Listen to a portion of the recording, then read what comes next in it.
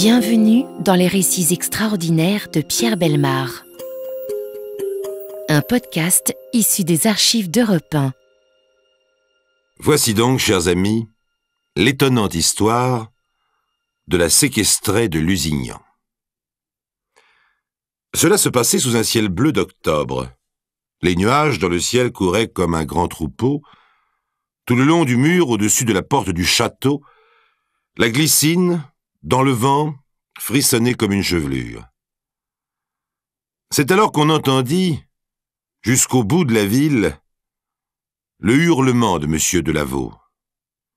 Jusqu'au bout de Lusignan, on entendit ce cri, qui ne s'éteindra plus parce qu'il fait partie désormais de l'histoire de ces murs, de ces petites rues et de ces vieilles bâtisses. « Madeleine, reste! Reste là! Ou sois maudite !»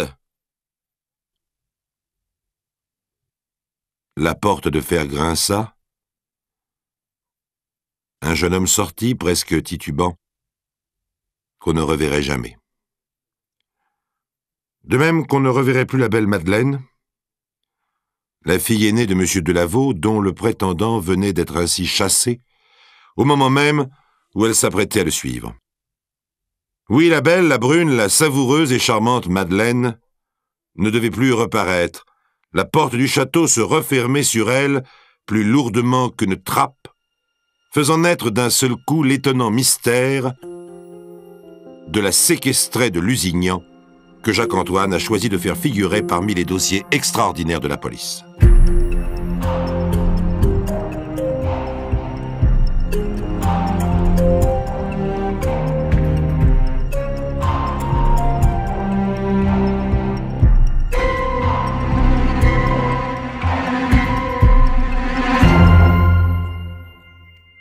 Quatre années plus tard, le 1er juin 1958, le maire de Lusignan, nouvellement élu, reçoit sa 100e lettre anonyme. Il la lit et la relit sans surprise. Cette lettre anonyme accuse M. Fernand de Lavaux de séquestrer depuis 4 ans sa fille aînée Madeleine, âgée de 33 ans, sans préciser dans quelles conditions, mais laissant entendre qu'elle peut être victime de toutes sortes de sévices, si toutefois elle vit encore. Je vous l'ai dit, c'est la 100e lettre anonyme. Voilà pourquoi, afin d'en avoir le cœur net, le 1er juin, vers 10 heures, le maire de Lusignan se présente devant l'étrange maison de la famille de Lavaux. Cette maison qu'on appelle le château à Lusignan n'est en réalité qu'une grande bâtisse grise et noble, dont les volets sont toujours clos, dont les murs, massifs sous une voilette de glycine défleurie, semblent étouffer un mystère, tandis que la haute grille du jardin maintient derrière ses barreaux un chien jaune, hargneux, aux aboiements éraillés. C'est tout ce qui reste du château de Lusignan, construit, dit la légende, par la fée Mélusine, et qui abrita durant des siècles la famille des Lusignan, rois de Chypre et de Jérusalem. Après avoir longtemps sonné, le maire s'apprête à faire demi-tour lorsque la porte s'entr'ouvre sur le père Fernand de Lavaux, vêtu comme toujours de la même culotte de cheval renforcée de cuir, d'une vieille veste de chasse et coiffé d'un chapeau de feutre dont le ruban s'orne d'une plume de faisan. « Pardon, monsieur, dit monsieur le maire. Je ne voudrais pas vous déranger, voulez-vous simplement me dire où se trouve votre fille Madeleine ?» À ces mots, la porte se referme brutalement et Fernand de Lavaux bougonne simplement derrière les barreaux. « Je n'en sais rien. Est-ce que ça vous regarde ?» Les lettres anonymes continuent de pleuvoir. C'est un raz-de-marée. Et le maire, qui en a bientôt un plein tiroir, commence à penser qu'il doit exister un fondement au stupéfiant mystère de Lavaux et décide d'entreprendre une enquête. Le registre de la mairie indique que les de Lavaux se sont mariés en 1923.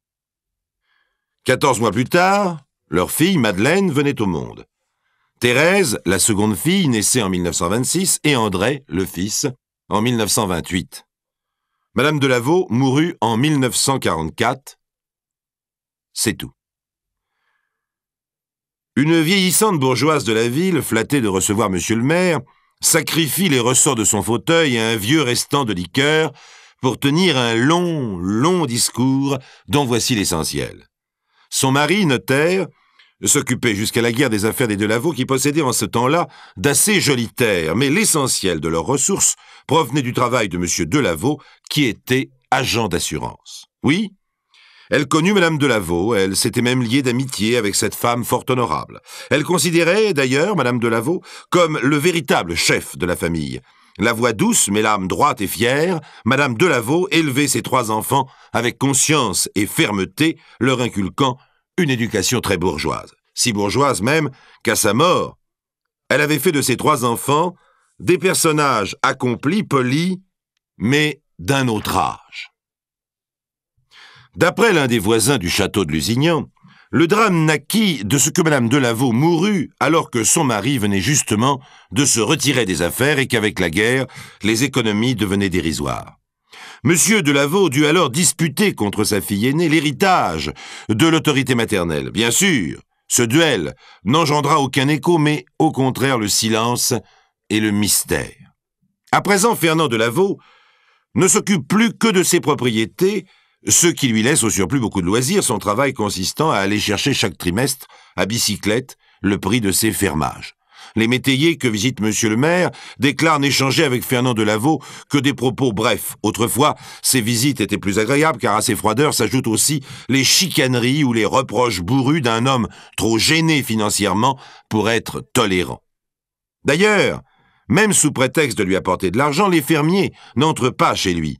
Et quand il reçoit par force un fournisseur, c'est toujours dans le jardin ou sur le seuil de la porte. Et le fils Delaveau. Monsieur le maire imagine en savoir davantage en interrogeant des camarades du jeune André Delaveau. Il va donc rencontrer 3 ou 4 jeunes gens, tous anciens élèves de l'école Saint-Charles, cours privé, où André Delaveau fit ses études. Il découvre alors un autre aspect, et non le moins dramatique, du mystère Delaveau. À l'école, André fut un élève normal, moyen, ni plus ni moins dissipé que les autres. Mais alors que les autres apprirent tous un métier, poursuivirent leurs études ou gagnèrent leur vie, André tient la place de batteur dans le petit orchestre de Lusignan et ne sait rien faire d'autre.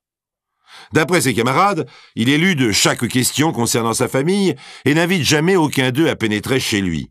D'ailleurs, depuis qu'il existe un mystère Delaveau, les rares jeunes gens de Lusignan qui le fréquentent encore sont ceux qui jouent avec lui dans le petit orchestre du Café Bouillon. Le soir, les jeunes bourgeois de Lusignan essaient d'y recréer dans ce décor plutôt fait pour les bals paysans l'atmosphère de Saint-Germain-des-Prés. Monsieur le maire va donc y boire une mauvaise bière. Il y découvre André Delaveau, échevelé, maigre, avec un visage mou, qui s'agite derrière sa caisse et ses cymbales. Il ne semble pas avoir de petit ami dans l'assistance, et le maire, qui espérait tenir le bon bout de son enquête, s'en retourne déçu.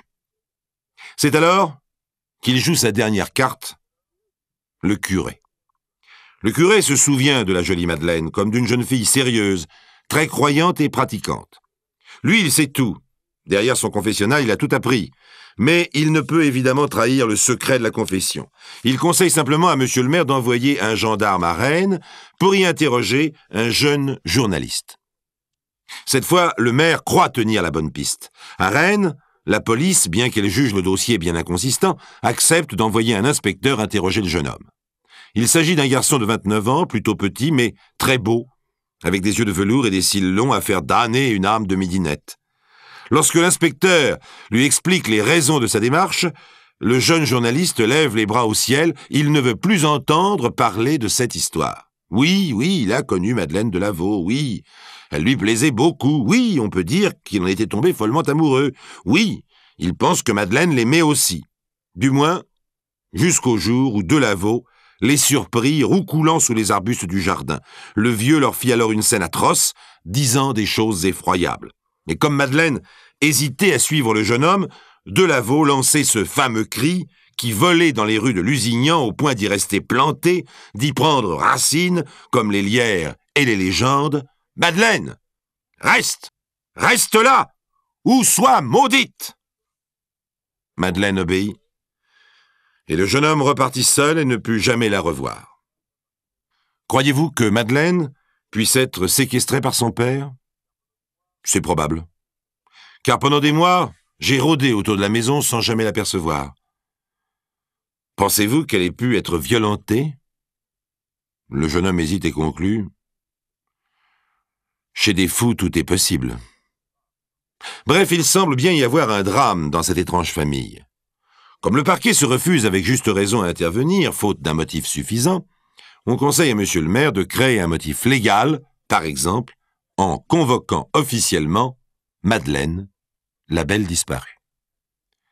Quelques jours plus tard, dans sa mairie, depuis la fenêtre de son bureau, le maire attend Madeleine. Celle-ci devrait avoir 33 ans et être très jolie, mais peut-être est-elle embellie par le souvenir de tous. Tout là-bas, à l'ombre des tilleuls, paraît une silhouette féminine. Cette femme qui marche à petits pas pressés, elle est bien jeune, n'est pas brune.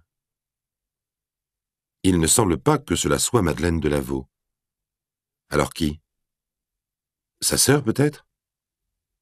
Et le maire se sent tout envahi de colère. Le vieux brigand se moque de lui. Lorsqu'elle paraît dans l'encadrement de la porte, dans un vieux petit tailleur noir, la jeune fille marque un temps d'arrêt, elle est pâle. « Vous êtes mademoiselle Thérèse Delaveau, peut-être ?»« Oui, monsieur le maire. »« Ce n'est pas vous que j'avais convoqué. »« Veuillez m'excuser, mon père m'envoie à la place de ma sœur, car nous ne savons pas où elle est. » Monsieur le maire se met à crier, harcèle de questions la malheureuse enfant qui se rétrécit sur sa chaise, se recroqueville, baisse la tête et ne répond rien. Elle est si muette, tellement muette, si étrangement muette, que le maire, en la congédiant, est plus persuadé que jamais qu'il se passe des choses anormales dans le misérable château de Lusignan. Cette fois, la police peut ouvrir un dossier et le maire décide d'effectuer une visite domiciliaire. Le samedi 20 juin, le maire de Lusignan s'en vient donc avec un médecin et le brigadier de gendarmerie à nouveau sonné à la grille de la sombre bâtisse. Il est décidé à faire jusqu'au bout son métier de maire et d'officier de police en voulant s'assurer, coûte que coûte, du sort d'une de ses administrées. Après 2 minutes d'attente, le brigadier de gendarmerie fardonné tire avec brutalité une seconde fois la sonnette et crie « Au nom de la loi, ouvrez !» Le chien blanc taché de roux hurle et se jette contre la grille. Les voisins guettent derrière les persiennes. Les ombres commencent à flotter dans la rue, à se rassembler par petits paquets au coin des maisons. Derrière une voiture arrêtée, 2 hommes dissimulés parlent à voix basse. Alors on entend la porte de la maison s'ouvrir et le père Delaveau traverser lentement le jardin. On entend aussi le vieil homme calmer son chien et tirer à lui la porte de fer. Le maire, le médecin et le brigadier de gendarmerie entrent. « Monsieur Delaveau, dit le maire d'un ton sans réplique, je veux savoir où est votre fille aînée, Madeleine. La rumeur publique vous accuse de la séquestrer depuis 4 ans. Mon devoir de maire et d'officier de police m'oblige à faire chez vous une visite domiciliaire. J'ai convoqué votre fille aînée, vous m'avez envoyé votre fille cadette. Vous vous moquez de moi. Où est votre fille Madeleine? » Monsieur le maire, dit Fernand Delaveau, Madeleine nous a quittés il y a 4 ans. Elle est probablement à Paris, mais je n'ai pas son adresse. Bien, dit le maire. Je suis sûr que vous mentez. Mais puisque vous vous obstinez, nous allons vérifier par nous-mêmes. Et d'un pas décidé, il marche vers la maison. On entend craquer le gravier sur le bas-côté de la rue. Des ombres furtives se pressent maintenant le long des grilles. Entre les barreaux, sous le feuillage du lierre, on voit briller quelques yeux qui sont le regard de Lusignan tout entier, le regard de ces 2000 habitants frémissant de plaisir ou d'impatience. Peut-être va-t-on trouver Madeleine couchée sur un grabat, dans une cave, au milieu des rats crevés. Peut-être est-elle morte, ou même squelettique et inerte. À moins qu'on ne l'ait découpée en morceaux.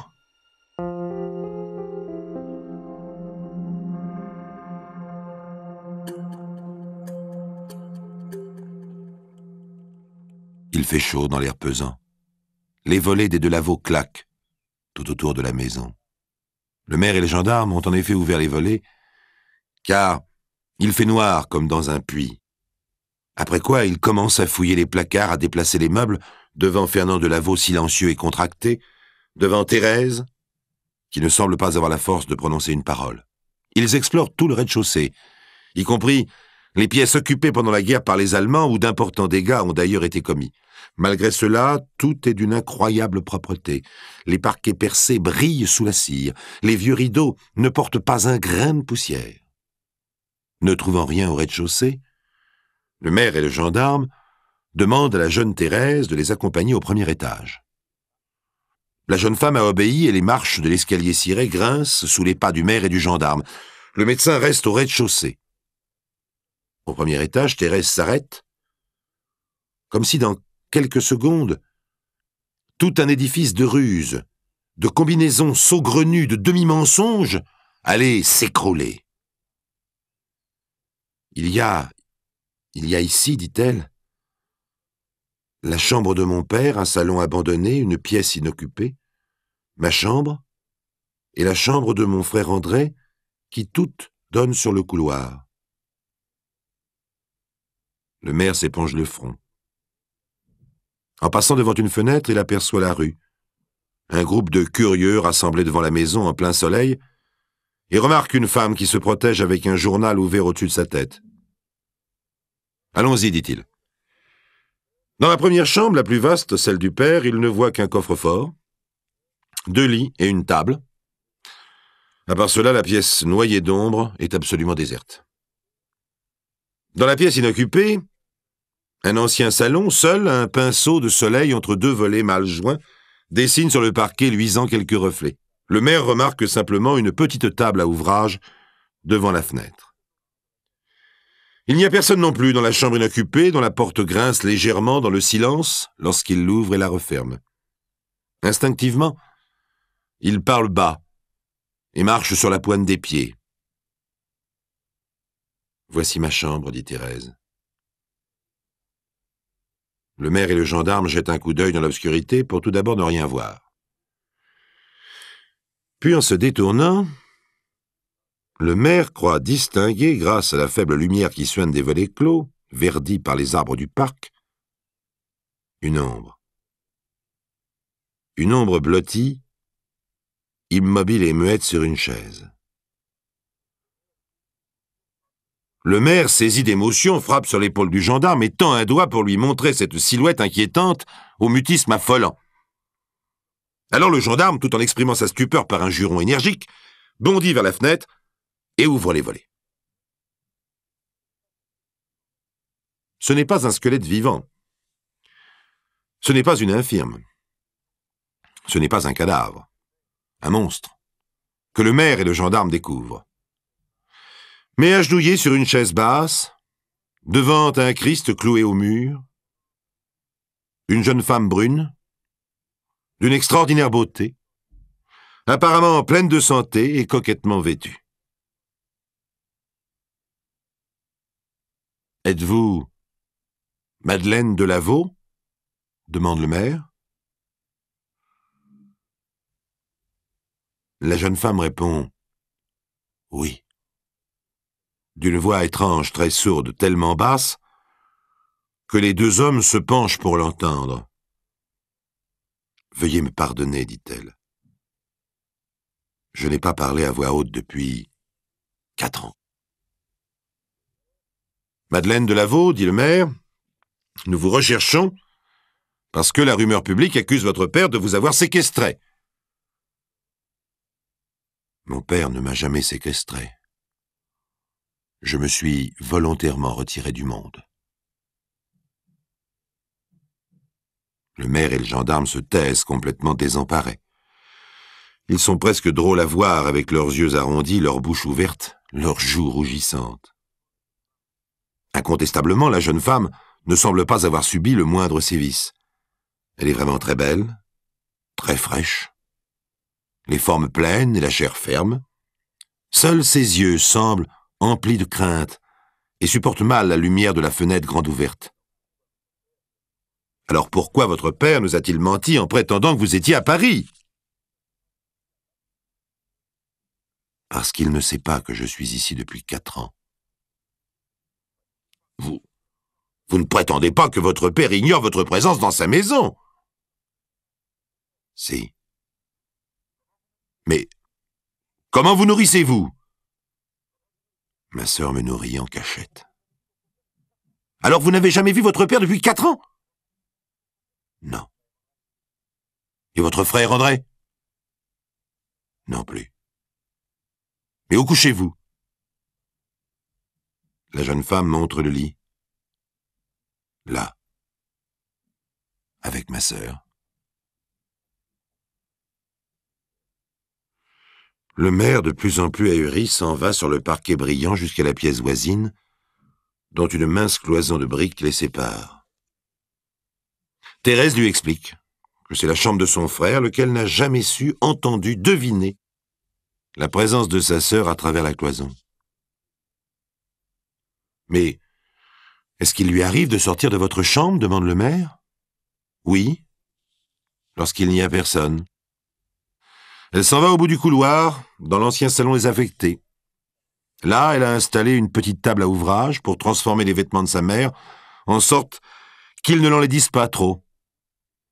Étrange coquetterie, puisque personne en dehors de Thérèse ne peut la voir.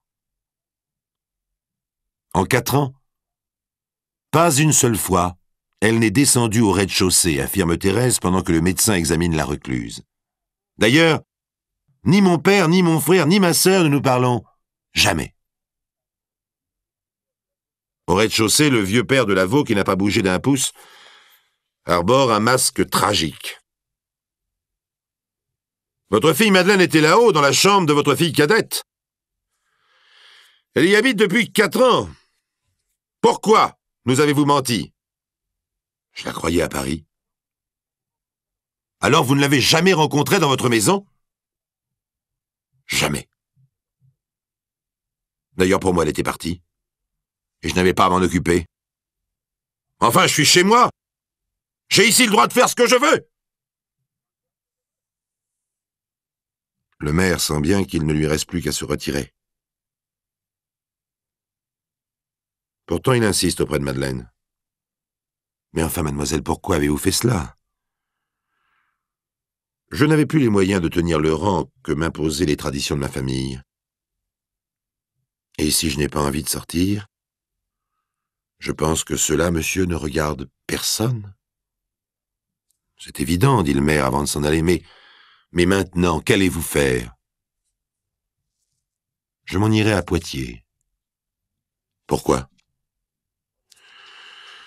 Sans doute, parce qu'elle ne supporterait pas les ricanements de la foule et les gendarmes goguenards. Elle avait supporté la solitude et l'ennui, le vide et le silence, mais elle n'accepterait pas les sourires et les colibés, les commères et les badauds. « Voyez ce que vous avez fait de votre fille », dit le docteur en passant devant le père de Lavaux. Sa fille? Elle avait tenu dans un lange, elle avait été à l'école, elle avait joué, ri. Il avait dressé pour elle des arbres de Noël. Et voilà ce qu'il avait fait de sa fille. Voilà ce qu'il avait fait de ses enfants. Je sais, dit-il. Je ne mérite qu'un trou dans la terre. Il faudrait donc refermer là le dossier de l'affaire de la séquestrée de Lusignan avant même qu'il eût été vraiment ouvert. Mais non. Il y a quand même une pièce dans ce dossier. Il y a quand même un mort. Le lendemain matin, les gendarmes reviennent précipitamment. Fernand de Lavaux, le vieux de Lavaux, vient de se tirer une balle de fusil dans la tête. Précautionneusement, comme s'il s'agissait de son seul héritage, il a ôté sa vieille culotte de peau et son chapeau célèbre pour mourir en caleçon et en gilet de laine. Derrière lui, il ne laisse aucun papier expliquant son geste de désespoir. On interroge ses enfants. Ceux-ci confirment que dans cette famille bizarre, on ne se parlait jamais et que chacun ignorait donc les pensées et les actes des autres. Le mystère, s'il y en eut un, ne sera jamais éclairci.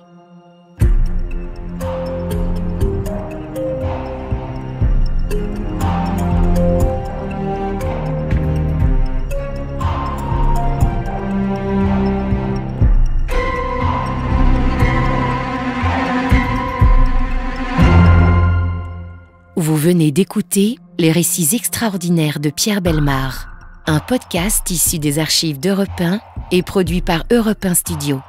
Réalisation et composition musicale, Julien Tarot. Production, Sébastien Guyot. Direction artistique, Xavier Joly. Patrimoine sonore, Sylvaine Denis, Laetitia Casanova, Antoine Reclus. Remerciements à Roselyne Bellemare. Les récits extraordinaires sont disponibles sur le site et l'appli Europe 1.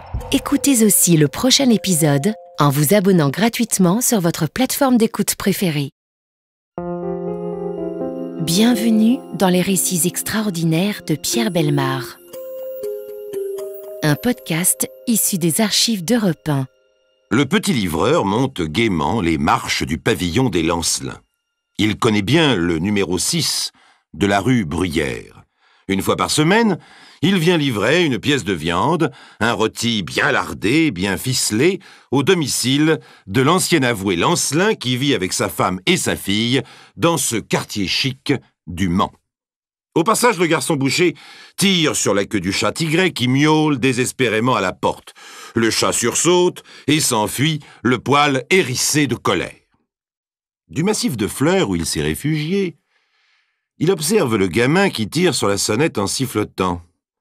Il guette le chat, il sait que la porte va s'ouvrir et qu'il pourra bondir dans les jambes de la bonne et filer au coin de la cheminée du salon, se réchauffer les pattes. On est en février, il fait un froid dur et sec avec des relents de neige qui glacent ses moustaches. La porte tarde à s'ouvrir. Le gamin sonne de nouveau. Assez curieux, d'habitude, la cuisinière, le voyant arriver par la fenêtre, lui ouvre la porte, parfois, avant qu'il ait sonné. Elle est peut-être sortie, mais il y a la femme de chambre. Il tambourine à la porte sans résultat. Que faire? Il est 6 heures passées et il n'a pas fini sa tournée. Le chat l'observe toujours. Impossible de laisser le rôti, même sur l'appui de la fenêtre. Sans conviction, le gamin sonne une dernière fois. Décidément, il n'y a personne. Tant pis, les Lancelins ne mangeront pas de rôti demain. Et le petit livreur saute sur sa bicyclette et disparaît à grands coups de pédale. Le chat regarde toujours la porte. Il a toujours le poil hérissé. En y regardant de plus près, le chat comme la maison ont un air bizarre. Il y a de ces sortes d'immobilité et de silence qui sentent le drame. Mais il faut pour les remarquer ne pas être aussi pressé qu'un garçon livreur de 15 ans qui veut finir sa tournée. Derrière cette porte close, il y a des pièces confortables. Une cheminée éclaire le petit salon, où M. Lancelin a l'habitude de fumer son cigare après le dîner. Pour l'instant, il est à son cercle. L'intérieur semble désert. Aucune lumière. Et pourtant, 4 personnes l'occupent en ce moment. 4 femmes. 2 d'entre elles sont mortes. Les 2 autres se terrent dans une minuscule chambre de bonne, à l'extrémité d'un lit étroit. Leurs yeux sont hagards, leur souffle précipité. Elles se serrent l'une contre l'autre, terrorisées, car, un médecin légiste le dira plus tard, il vient de se commettre ici un crime sans précédent dans les annales, commis avec un raffinement de torture que l'on ne trouve que chez les peuples non civilisés.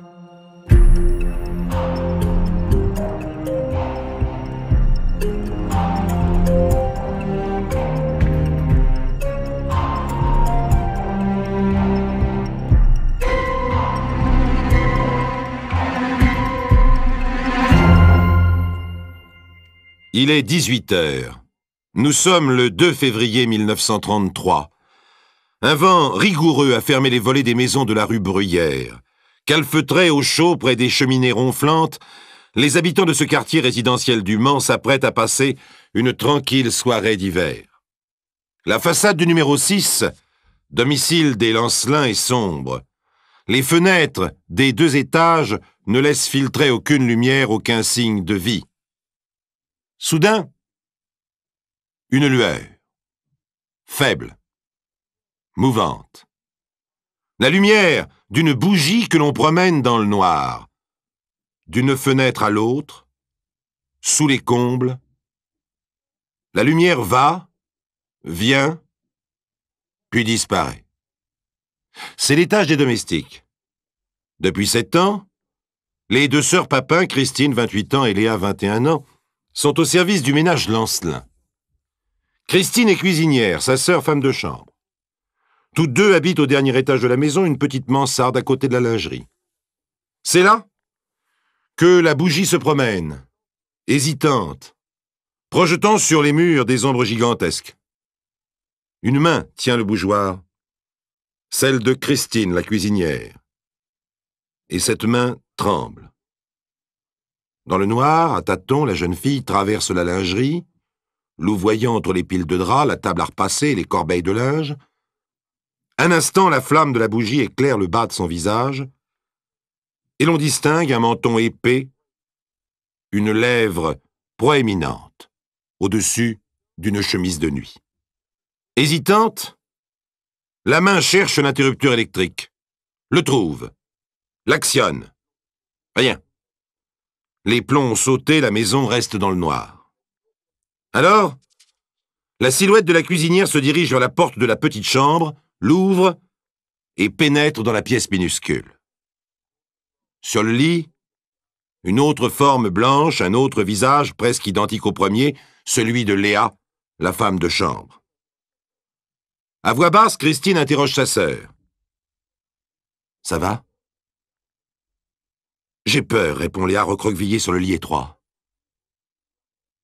Alors Christine pose le bougeoir sur la petite table de chevet et s'allonge à côté de Léa, la prend dans ses bras et lui parle dans le silence. Christine a toujours eu de l'ascendant sur sa sœur. Depuis sa naissance, elle n'a cessé de s'en occuper. Leurs parents divorcés les ont laissées très tôt au couvent du Bon Pasteur comme des orphelines. À l'âge de 13 ans, l'aînée fut placée comme domestique par sa mère, plus avide d'argent que de tendresse filiale. De place en place, Christine affirma un caractère difficile et dominateur. Instable, elle n'a retrouvé le calme que depuis son arrivée chez les Lancelin, il y a 7 ans. Elle a eu de la chance de pouvoir y faire engager sa jeune sœur, en âge de travailler elle aussi. Une affection étrange les rassemble et les isole du reste du monde. Une affection que Christine semble diriger, dressant, au-delà de la petite chambre des bonnes, une barrière infranchissable que leur patron ne devine même pas. De toute façon, maître et valet dans cette maison bourgeoise vivent en étranger. Leur seul rapport se limite aux ordres des uns et à l'obéissance des autres. Dans la grande maison noire, l'horloge du salon égrène 7 coups métalliques qui résonnent étrangement dans le silence. Au dehors, le vent s'est calmé. Le chat est allé chercher refuge dans la buanderie. À quelques minutes de là, M. Lancelin prend congé de ses amis au Cercle, où il vient de passer l'après-midi. Il est pressé de rejoindre la rue Bruyère, où doivent l'attendre sa femme et sa fille. Ce soir, ils dînent en ville, et il a promis de venir les chercher à 7 heures. À 7h10, il est devant sa porte. Bizarre. Aucune lumière. Elles ne sont peut-être pas rentrées.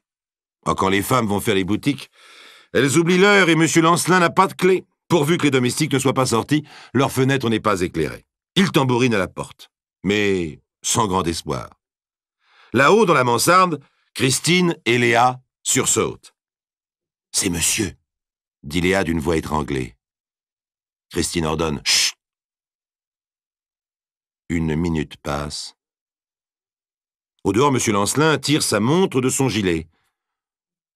Bizarre tout de même, le rendez-vous était pour 18h30. C'est lui qui pensait être en retard.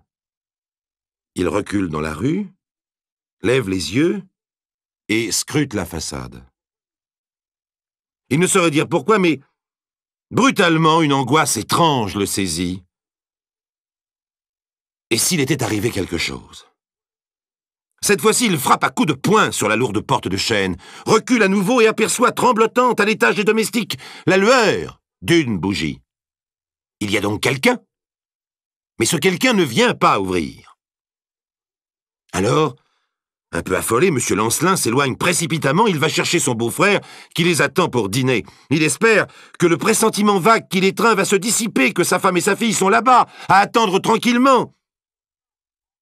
Elles ne sont pas chez son beau-frère. Et les deux hommes, en courant cette fois, reviennent rue Bruyère. Ils frappent, alertent les voisins, essayent d'enfoncer la porte, de plus en plus persuadés qu'il se passe quelque chose, car là-haut, derrière les volets clos, la faible lueur jaune continue son étrange manège. Il est arrivé un malheur, dit M. Lancelin. Il faut prévenir la police. Au commissariat, on donne à M. Lancelin et à son gendre 2 agents et un brigadier pour les accompagner. Par un immeuble voisin, l'un des gardiens réussit à pénétrer dans la maison et à ouvrir la porte. On essaie d'allumer, mais le courant est coupé. Le brigadier prend la tête des opérations, muni d'une lampe de poche et d'un revolver. Il entame, prudemment, la montée de l'escalier. Retenant son souffle, M. Lancelin suit la progression du faisceau lumineux sur les marches, qui grincent. À la 4e marche, apparaît un mince filet sombre. Quelque chose s'écoule du palier, lentement. Le brigadier franchit les dernières marches d'un bond et s'arrête, pétrifié. Du rez-de-chaussée, M. Lancelin crie « Qu'est-ce que c'est? Mais qu'est-ce que c'est? Ne montez pas! Je vous en supplie, ne montez pas !» hurle le brigadier. Livide, figé sur la dernière marche de l'escalier, il tremble, en fixant une chose sur le tapis ensanglanté, une chose fascinante, répugnante, une chose si terrifiante, dans le petit rayon de lumière qu'elle dépasse l'imagination. Le spectacle, le plus horrible, qu'ait jamais vu un policier. Un œil. Unique. Gît. Sur la dernière marche du palier. Les 2 agents se précipitent à leur tour, et c'est à la lueur des 3 torches que l'on découvre le reste. 2 cadavres. Au visage écrasé, aux orbites creusées, 2 cadavres de femmes, presque nus, tailladés, hideux. Le voilà le crime sans précédent dans les annales policières, commis avec une barbarie que les experts seront incapables de comprendre et qu'ils qualifieront de raffinement propre aux non-civilisés. Tout en haut, une faible lumière barre le bas de la porte de la mansarde des domestiques. On frappe. Pas de réponse. Alors le brigadier donne l'ordre d'enfoncer le battant.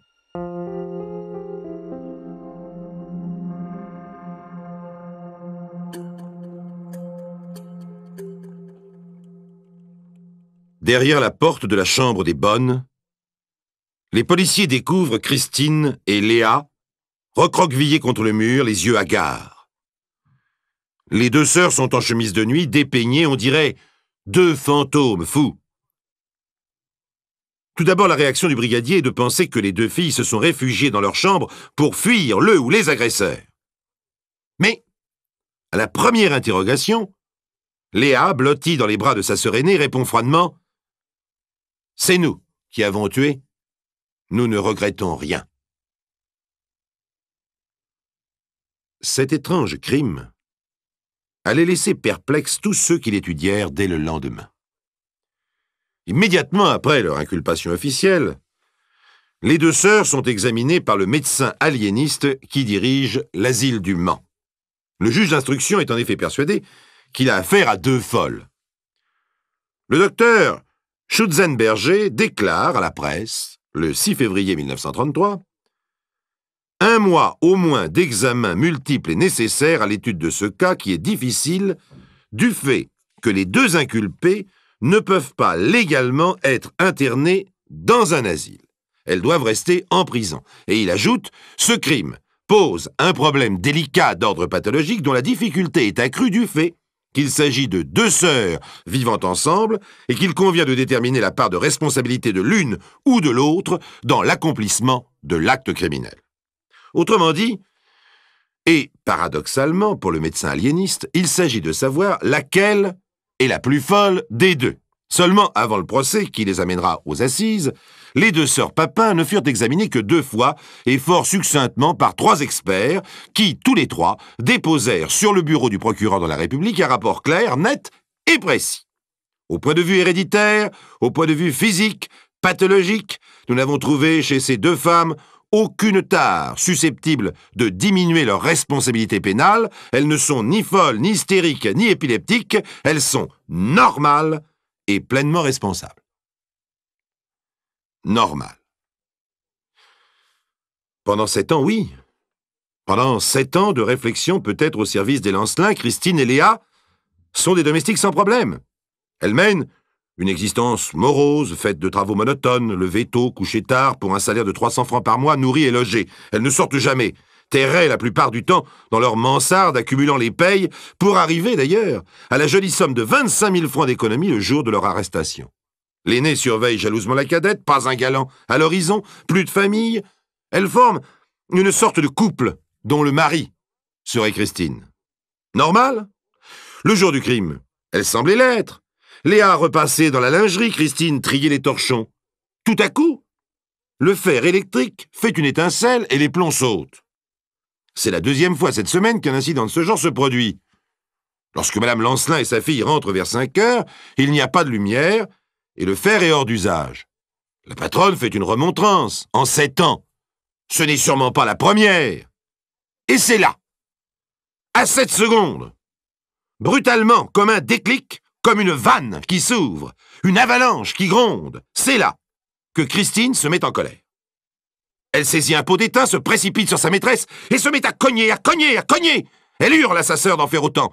Léa, armée d'un marteau, se jette sur Geneviève, la fille de Madame Lancelin, et se déchaîne à son tour. Christine hurle à sa sœur, arrache-lui les yeux. Et Léa arrache. Léa n'a que 21 ans, elle peut subir à un certain degré l'autorité de sa sœur, mais quel étrange pouvoir peut la faire obéir à ce moment-là? Comment peut-elle, même si Christine le lui ordonne, arracher de ses mains les yeux d'une femme qui ne lui a rien fait? Comment peut-elle devenir tout à coup ce monstre, inhumain, cette machine à tuer, inconsciente? L'inexplicable se produit. La flambée de folie soudaine qui a saisi Christine passe dans l'esprit de sa sœur comme un fluide maléfique. Les 2 victimes sont déjà à moitié mortes, mais la colère des 2 sœurs ne se calme plus. Elles vont chercher les couteaux et taillades sans relâche sur tout le corps. Un carnage qu'il ne serait pas supportable de décrire plus longtemps. Puis, elles vont se laver, se changer et se cacher dans leur chambre jusqu'à l'arrivée des policiers. Normal? Lorsque la prison du Vert-Galant les sépare, Christine fait des crises d'hystérie pour qu'on lui rende sa sœur. Lorsque le juge d'instruction l'interroge, elle menace de lui arracher les yeux à lui aussi, puis à l'avocat, aux surveillantes. Lorsqu'on lui demande si elle avait des raisons quelconques d'en vouloir à ses patronnes, elle répond « non ». À propos des entailles du couteau que portent les corps de Madame et Mademoiselle Lancelin, Léa précise d'une voix au perché « Je leur ai fait des enciselures ». Dans certains journaux, parus peu après le crime, la vie des sœurs Papin devient un roman d'un réalisme douteux. On y parle de la longue souffrance de l'enfance cloîtrée, de la jeunesse atrophiée dans la servitude continuelle. On attribue au crime un caractère nettement social, de drame de l'esclavage. Pour les revues populaires à 3,50 francs, les sœurs Papin sont au pouvoir des forces occultes et leurs 2 visages se trouvent en médaillon sur les couvertures. Le 28 septembre, 9 mois après leur crime, elles comparaissent ensemble devant les assises de la Sarthe. Le maire de la ville est obligé de prendre un arrêté spécial pour endiguer d'avance le flot populaire et interdit l'accès des alentours du palais de justice dès que le public est installé. Impatiente, la foule des privilégiés qui se pressent dans la grande salle attend l'entrée des 2 bonnes. La rumeur les décrit comme Deux monstres sanguinaires et inhumains. Un murmure presque déçu accueille l'entrée de deux silhouettes pâlottes. Christine, l'aînée, est entortillée dans un long manteau gris, Léa, plus petite, tout en noir, toutes deux les cheveux tirés, les yeux mi-clos, le même visage un peu lourd, au teint cendré. On dirait deux paysannes résignées, passives, attendant l'embauche. Un chroniqueur de l'époque commentant le procès estime que le débat fut répugnant et les dépositions des témoins l'occasion d'un macabre déballage de pièces à conviction. Lorsqu'on a lu, comme je l'ai fait, tout ce qui a pu être écrit sur les sœurs Papin, on se demande pourtant ce qu'elles font là, à la barre, tout au long de cette journée. À attendre que l'on veuille bien leur dire si elles sont folles ou non, si on va les enfermer dans une cellule de prison ou dans une cellule d'hôpital. Oui, on ne peut pas s'empêcher de penser que ce procès ne les concerne plus et que les hommes qui sont là en robe noire devraient plutôt être en blouse blanche. Mais le procureur affirme que les crises d'hystérie de Christine sont de la comédie. Et le rapport des médecins aliénistes ne provoque pas de surprise, sauf pour la défense. Pour admettre la folie, il faudrait, dit un éminent psychiatre, admettre que les sœurs Papin sont devenues folles le même jour à la même seconde. Or, ceci est sans exemple. C'est un crime de colère, conclut-il, et non un crime de fou. Vainement, le dossier de la défense tente de prouver le contraire. Christine et Léa ont eu un père alcoolique qui avait abusé de sa fille aînée, une mère hystérique, un cousin mort à l'asile, un oncle neurasthénique qui s'est pendu. Pas de tare héréditaire, affirme l'expert. Christine avait pour sa sœur une affection morbide qui exerçait sur elle un pouvoir certain. Elles sont parfaitement normales, rétorque à nouveau l'expert, au point de vue intellectuel, affectif et émotif. Normal. Nous y revoilà. Normal donc d'arracher les yeux de quelqu'un et de le larder de coups de couteau parce qu'un fer électrique ne marche pas. L'audience a duré toute la journée. C'est l'heure du dîner, et l'on demande une suspension. Après quoi les jurés, en leur âme et conscience, et en 40 minutes, rendent leur verdict. Christine, l'aînée, est condamnée à mort. Léa, la cadette, à 10 ans de travaux forcés. Mais il était rare à cette époque qu'une condamnation à mort pour une femme soit appliquée, et la peine infligée à Christine Papin fut commuée en 20 ans de travaux forcés. On dut l'interner pourtant. Et elle mourut en 1935, 2 ans après le crime, dans un asile de Rennes. Quant à Léa, libérée après 8 ans de prison, elle travailla quelque temps comme femme de chambre dans un hôtel de luxe. Il se peut qu'au détour d'un couloir de palace, certains d'entre vous aient croisé, sans le savoir, l'unique témoin survivant de cet affreux dossier de la police.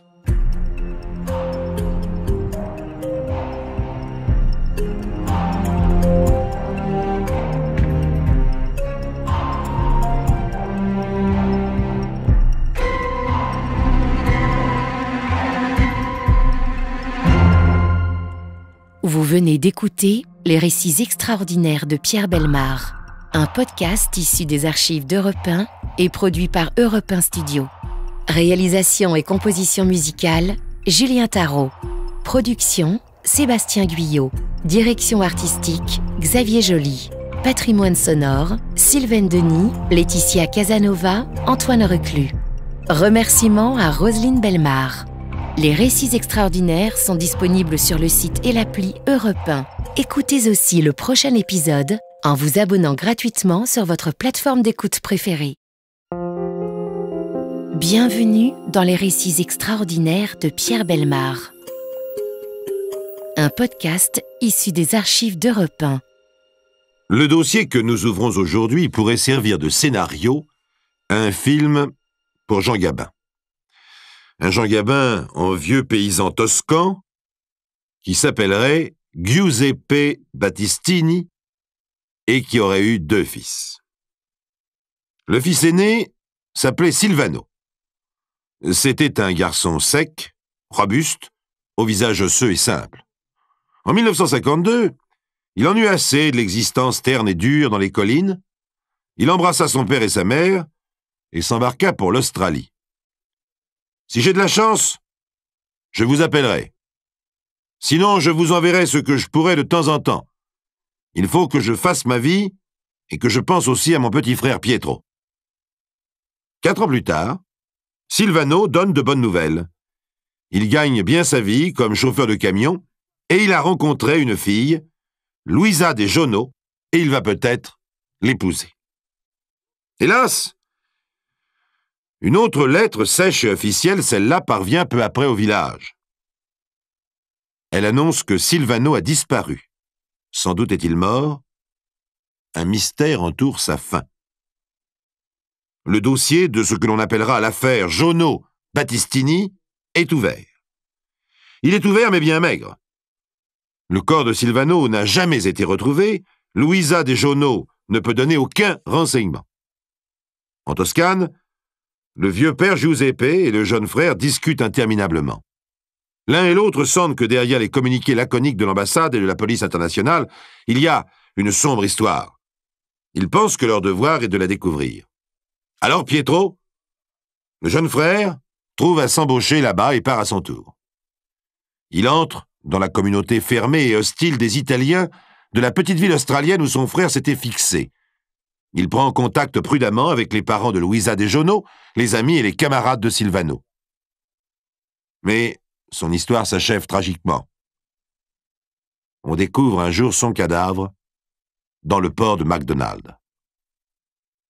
C'est là que le dossier de l'affaire Jono-Battistini va mériter d'être choisi par Jacques-Antoine pour figurer parmi les dossiers extraordinaires de la police. Mais pour une raison tout à fait inattendue. C'est que ce dossier, une fois ouvert, ce n'est pas la police qui va le refermer, mais le vieux père Giuseppe Battistini, et vous allez le voir de quelle manière.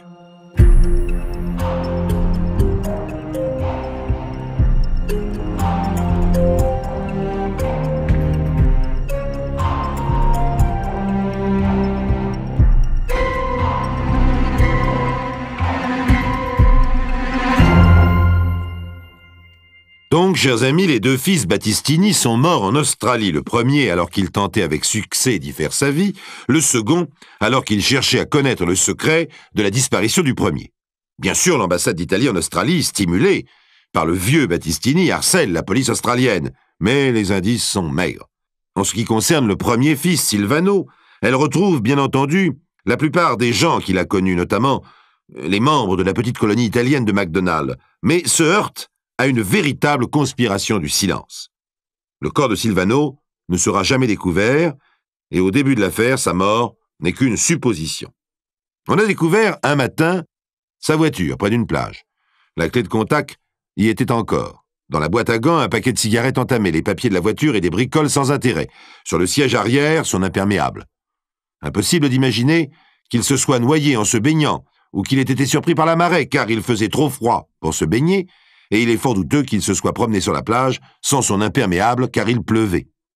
Par contre, il se pourrait qu'il ait emmené une autre personne avec lui, et peut-être une femme, car on a trouvé des cendres qui ne provenaient pas des cigarettes de Silvano et un mégot tout près de la voiture qui portait des traces de rouge à lèvres. Enfin, il semble bien qu'une voiture se soit arrêtée quelque temps derrière la voiture de Silvano. On aurait sans doute pu en apprendre beaucoup plus si la pluie et les badauds qui ont rôdé autour de la voiture avant l'arrivée de la police n'avaient pas complètement brouillé les traces des pas dans le sable.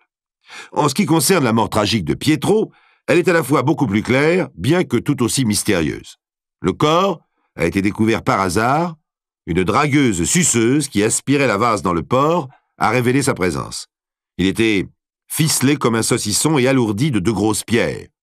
L'autopsie a révélé qu'il avait été tué de plusieurs coups de couteau avant d'être immergé. L'assassinat était très récent et on a même pu déterminer le type d'arme dont s'étaient servis les meurtriers, car il semblerait bien qu'il y ait eu au moins 2 assassins d'après la direction et la hauteur des coups qui lui ont été portés. Il s'agit de lames minces et longues, probablement de ces couteaux à cran d'arrêt à la mode sicilienne.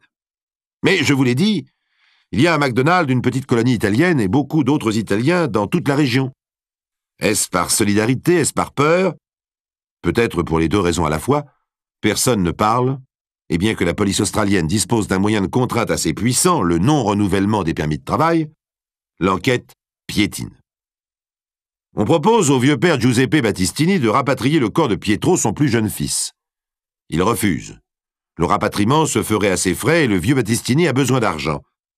C'est qu'en effet, tout en pleurant ses deux fils disparus, pesant un à un les maigres résultats de l'enquête que lui communique l'ambassade, le vieux Giuseppe passe ses longues soirées d'hiver dans sa ferme misérable à préparer minutieusement une expédition en Australie.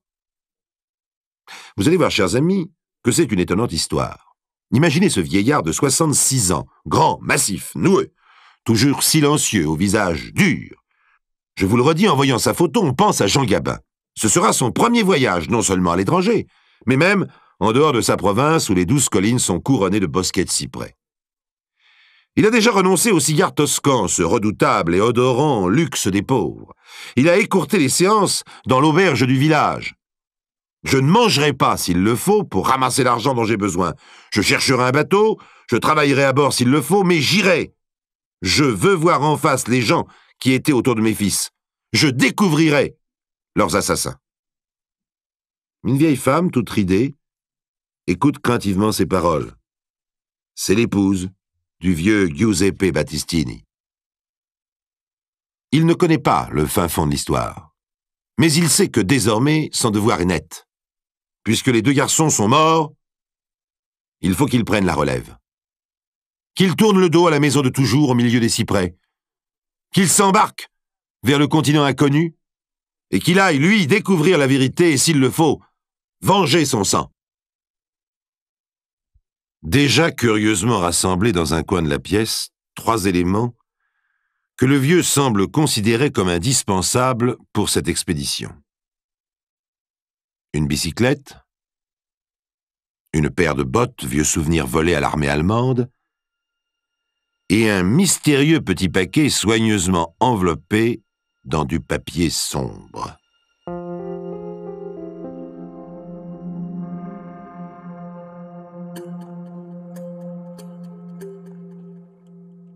Au printemps 1958, à la nuit tombante, paraît donc sur la route qui traverse la plaine en direction d'un faubourg de McDonald en Australie, un vieillard à bicyclette. Un pareil équipage est plutôt exceptionnel dans ce pays et il fait se retourner les rares gens qu'il croise. Cet homme, bien entendu, c'est Battistini. Sur le porte-bagages de sa bicyclette, une grosse valise indique qu'il vient de fort loin. Et son équipement est des plus singuliers, avec son béret délavé, son blouson usé, son pantalon gris rayé comme on porte au mariage, et ses bottes allemandes. Méticuleusement, il appuie sa bicyclette contre le premier mur. Il entre dans la première maison pour en ressortir presque aussitôt et demande en italien aux gens qui le regardent comme une bête curieuse « Luisa Giono ». Où est Luisa Giono? Giuseppe n'est pas arrivé là par hasard. Il a soigneusement épluché les rapports de police et il est convaincu que Luisa De Giono, dont Silvano lui avait parlé dans ses lettres en termes chaleureux, est la cheville de toute l'affaire. D'ailleurs, la police australienne l'a pensé aussi, et si elle a apparemment abandonné cette piste, faute de preuves, elle n'en continue pas moins à exercer sur Luisa et ses proches une surveillance discrète. On peut être à la fois un rustique vieillard et un homme intelligent. Giuseppe, pour ne pas attirer l'attention à son arrivée sur la terre australienne, a déclaré venir en touriste pour 1 mois seulement. Et depuis, il a pris grand soin d'éviter d'entrer en contact avec la police de la région. Luisa De Giono. Où est Luisa De Giono? Répète le vieux Giuseppe. Dans ce faubourg, tout le monde ou presque est italien, donc tout le monde a compris. Mais les gens se détournent au lieu de lui répondre. On voit même un jeune homme s'éloigner discrètement, disparaître dans l'ombre en courant vers la maison du vieux et farouche De Giono aîné, frère de cette Luisa que cherche le vieillard. De porte en porte, Giuseppe Battistini, fatigué, misérable, son vélo à la main, cherche la maison de Luisa car elle a déménagé. Mais à chaque porte, c'est un visage fermé, un dos qui se tourne. Autant avoir commerce avec un spectre plutôt qu'avec cet homme-là. Enfin, lorsque la nuit tombe, le vieillard pense avoir trouvé la maison de Luisa. Il frappe à la porte et attend. Louisa semble habiter l'unique étage de cette maison isolée, entretenue dans un état de propreté rigoureuse. Il a parcouru 20 000 kilomètres, traversé en bicyclette un quart de l'Australie. Il a rusé avec tous les douaniers pour passer son mystérieux petit paquet enveloppé de papier sombre. Tout ceci pour enfin frapper à cette porte. Louisa, surprise d'une visite aussi tardive, demande avant d'ouvrir « Qui est là ?» C'est le père de Silvano. Il y a un long silence. Giuseppe frappe encore. Alors, tremblante sans doute, Louisa tourne la poignée de la porte. Mais pendant ce temps, à la sortie de la ville, De Jono aîné, le plus vieux des frères de Jono, propriétaire d'un grand bazar, fait débarrasser la table, sortir sa vieille et l'un de ses vendeurs qui demeure chez lui, puis il décroche le téléphone. Dans un appartement de McDonald's, à 40 km de là, le plus jeune des frères de Jono se lève du fauteuil où il écoutait la radio pour répondre au téléphone. Après avoir entendu quelques mots seulement, il salue sa femme et s'en va. De Jono aîné raccroche aussi. Il est arrivé en Australie bien avant la guerre. Il a fait venir successivement ses deux frères et sa jeune sœur Louisa. Celle-ci, qui est arrivée en 1952, presque en même temps que Silvano, ne s'est pas encore assimilée. Malgré le tablier à fleurs, elle est encore une paysanne italienne pauvre et digne. D'ailleurs, elle parle trop mal l'anglais pour tenir la caisse du bazar de son frère aîné. Elle a 34 ans, et sans être vraiment jolie, elle est encore fraîche et brune, sans un cheveu gris.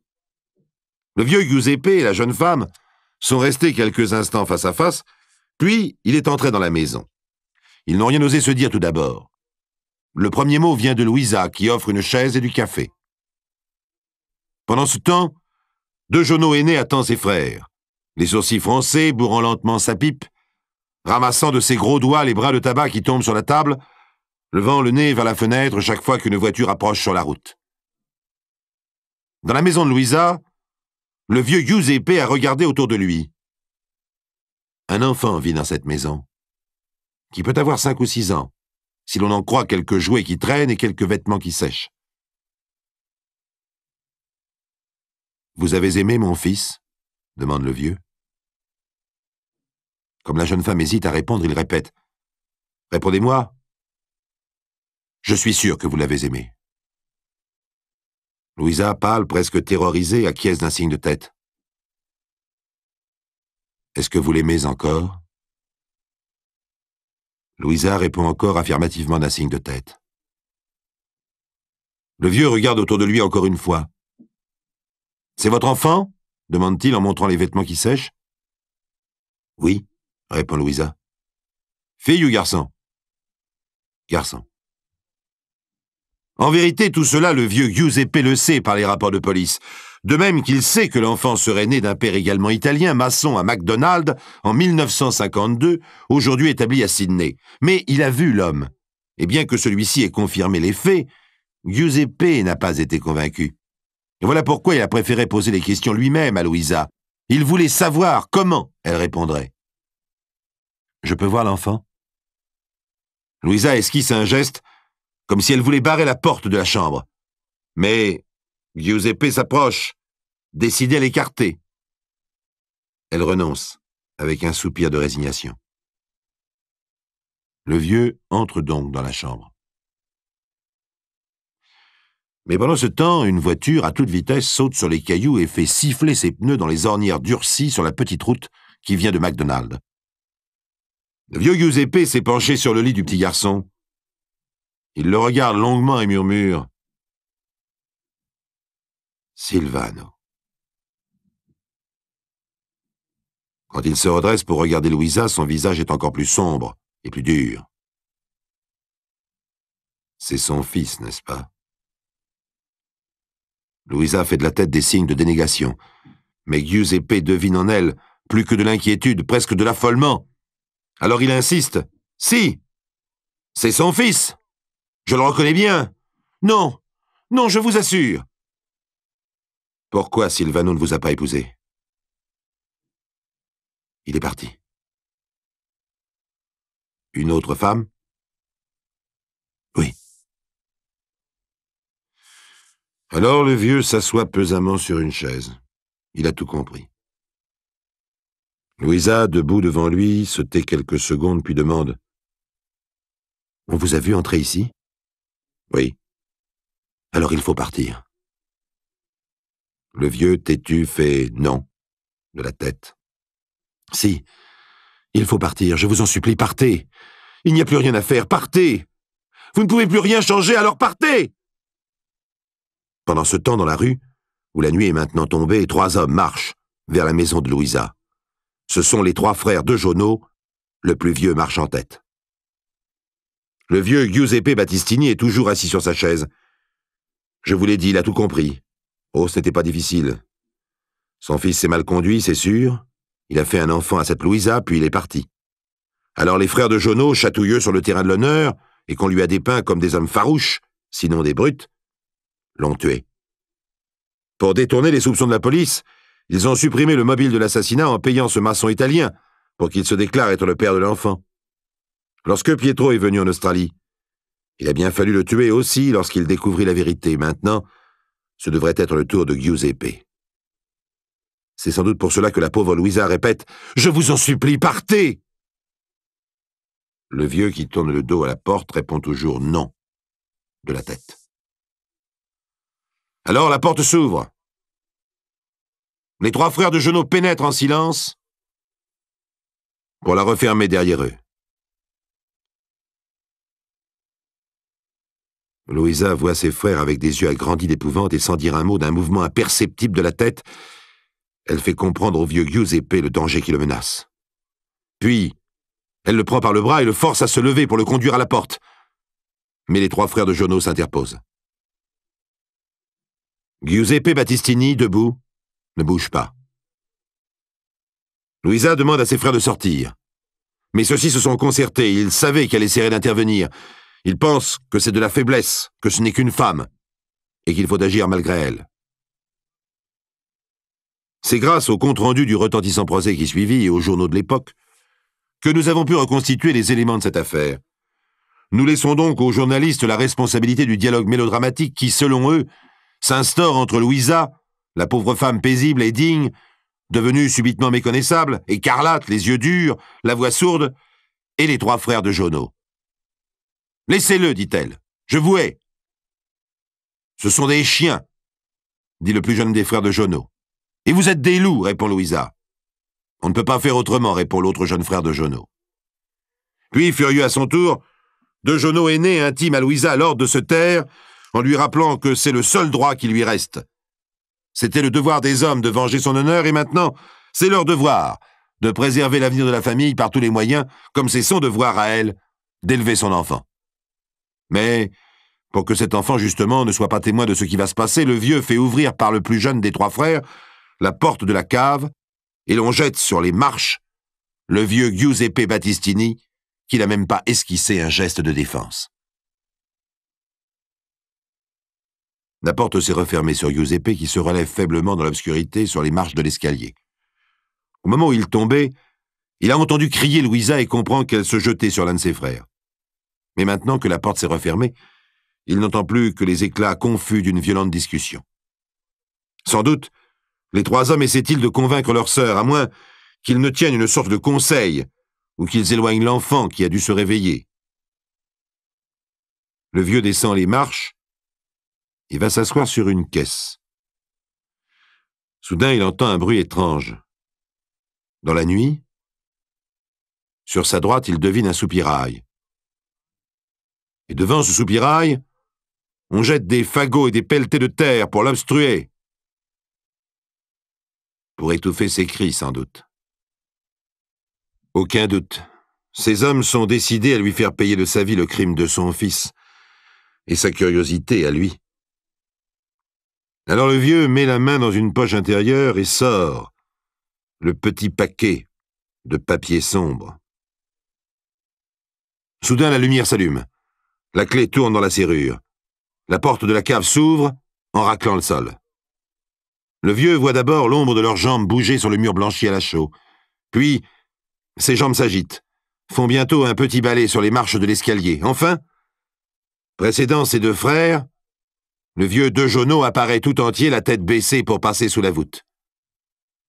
Giuseppe Battistini, qui recule jusqu'au mur, semble arracher quelque chose à l'objet sorti du papier sombre qu'on distingue mal dans l'obscurité. Les trois hommes sont maintenant groupés au bas des marches. Le vieux Dejono s'est figé en voyant Battistini.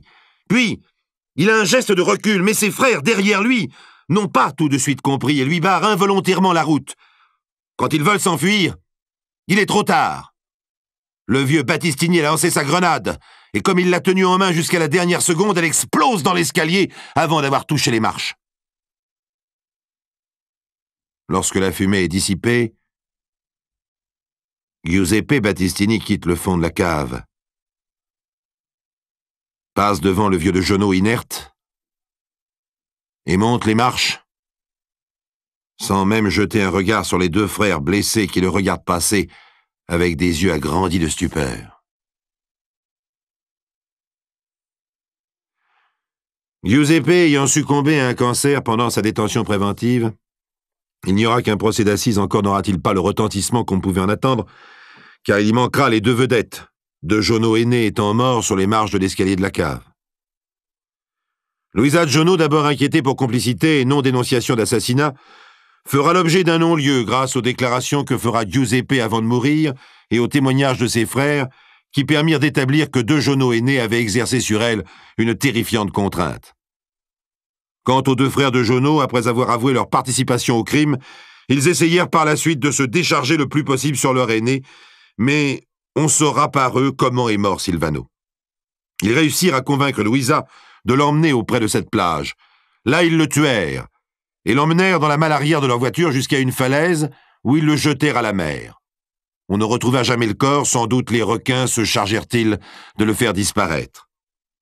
Leurs avocats n'auront aucune peine à obtenir les circonstances atténuantes en démontrant d'abord qu'ils étaient deux êtres faibles complètement dominés par la terrible personnalité de Dejono aîné. Il y eut ensuite des couplets délirants sur le code de l'honneur propre à certaines populations de l'Italie du Sud qui constituent en soi une loi très ancienne qu'il est difficile pour des gens d'intelligence médiocre de concilier avec nos lois modernes.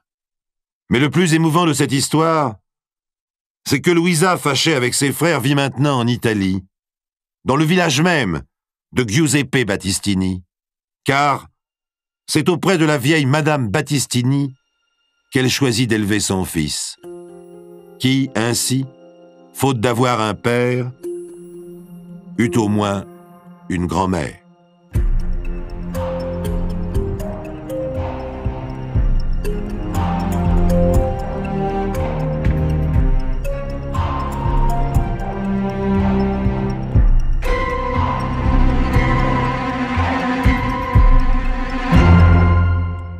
Vous venez d'écouter Les récits extraordinaires de Pierre Bellemare, un podcast issu des archives d'Europe 1 et produit par Europe 1 Studio.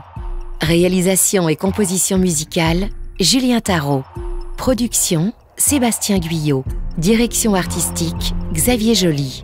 Patrimoine sonore, Sylvaine Denis, Laetitia Casanova, Antoine Reclus. Remerciements à Roselyne Bellemare. Les récits extraordinaires sont disponibles sur le site et l'appli Europe 1. Écoutez aussi le prochain épisode en vous abonnant gratuitement sur votre plateforme d'écoute préférée. Bienvenue dans les récits extraordinaires de Pierre Bellemare. Un podcast issu des archives d'Europe 1. Monsieur Étienne sort de chez lui un journal sous le bras. Il a l'air seul. Aujourd'hui, c'est jeudi et sa petite fille ne va pas à l'école. Aujourd'hui, c'est un jour de janvier 1950. Il fait très froid. Monsieur Étienne a enroulé un cache-nez autour de son cou, relevé le col de son pardessus et, debout sous le porche de l'immeuble, il observe un moment la pluie, agacé. Il éternue. Au bout d'une minute environ, il se décide, enfonce son chapeau sur sa tête et traverse la rue. J'allais dire en courant, mais on ne peut pas appeler cela courir. C'est une succession de petits bonds pressés qui l'amènent sur le trottoir d'en face à l'arrêt d'un autobus qui arrive. Monsieur Étienne monte et s'assoit tout au fond, là où il y a le plus de place vide. Il a l'air ennuyé. Manifestement, il a horreur de la pluie et s'emploie à nettoyer ses lunettes, à secouer son journal, qu'il ouvre enfin à la page des offres d'emploi. Donc M. Étienne cherche un emploi. Au bout de 2 arrêts, il se lève tout à coup comme un ressort, il va descendre à la prochaine. Non. Il consulte l'itinéraire de l'autobus avec beaucoup d'attention, puis va se rasseoir. Il a refermé son journal et regarde, par la vitre embuée, défiler les trottoirs. On voit très bien ses yeux derrière ses lunettes, des yeux verts, d'un drôle de vert un peu pâle, qui lui donne un regard de poisson assez gênant. Son teint est pâle et ses cheveux très noirs, avec juste un peu de gris sur les oreilles. Finalement, il a une drôle de tête, ni beau ni laid, mais curieux, ni lard ni cochon, sans âge. En fait, il a 45 ans. Maintenant, M. Étienne se lève. Il s'apprête à descendre, mais attend soigneusement que les autres passagers aient évacué le couloir au maximum. Il donne toujours l'impression de ne vouloir en aucun cas frôler quelqu'un. Sur la petite place où il est descendu, il cherche à s'orienter un instant, semble trouver sa direction et marche à pas menus, en s'abritant le plus possible du côté des stores de magasins. Au bout de 5 minutes, il s'immobilise devant une porte d'immeuble pas très reluisant et y pénètre. Il tourne à gauche dans la cour et s'arrête devant une enseigne délabrée, menuiserie, travaux à façon. Il entre et disparaît dans l'ombre de la boutique. La cour sent le bois mouillé. Vous venez de vivre environ 30 minutes de la vie de M. Étienne, de très près, comme si vous marchiez à côté de lui. En observant bien, vous auriez même pu apercevoir le petit morceau de sparadrap qu'il a sous le menton. Il a dû se couper en se rasant. C'est rare de pouvoir examiner d'aussi près un personnage des dossiers extraordinaires. D'aussi près qu'on a l'impression de le suivre. Qui dit que ce n'est pas le cas?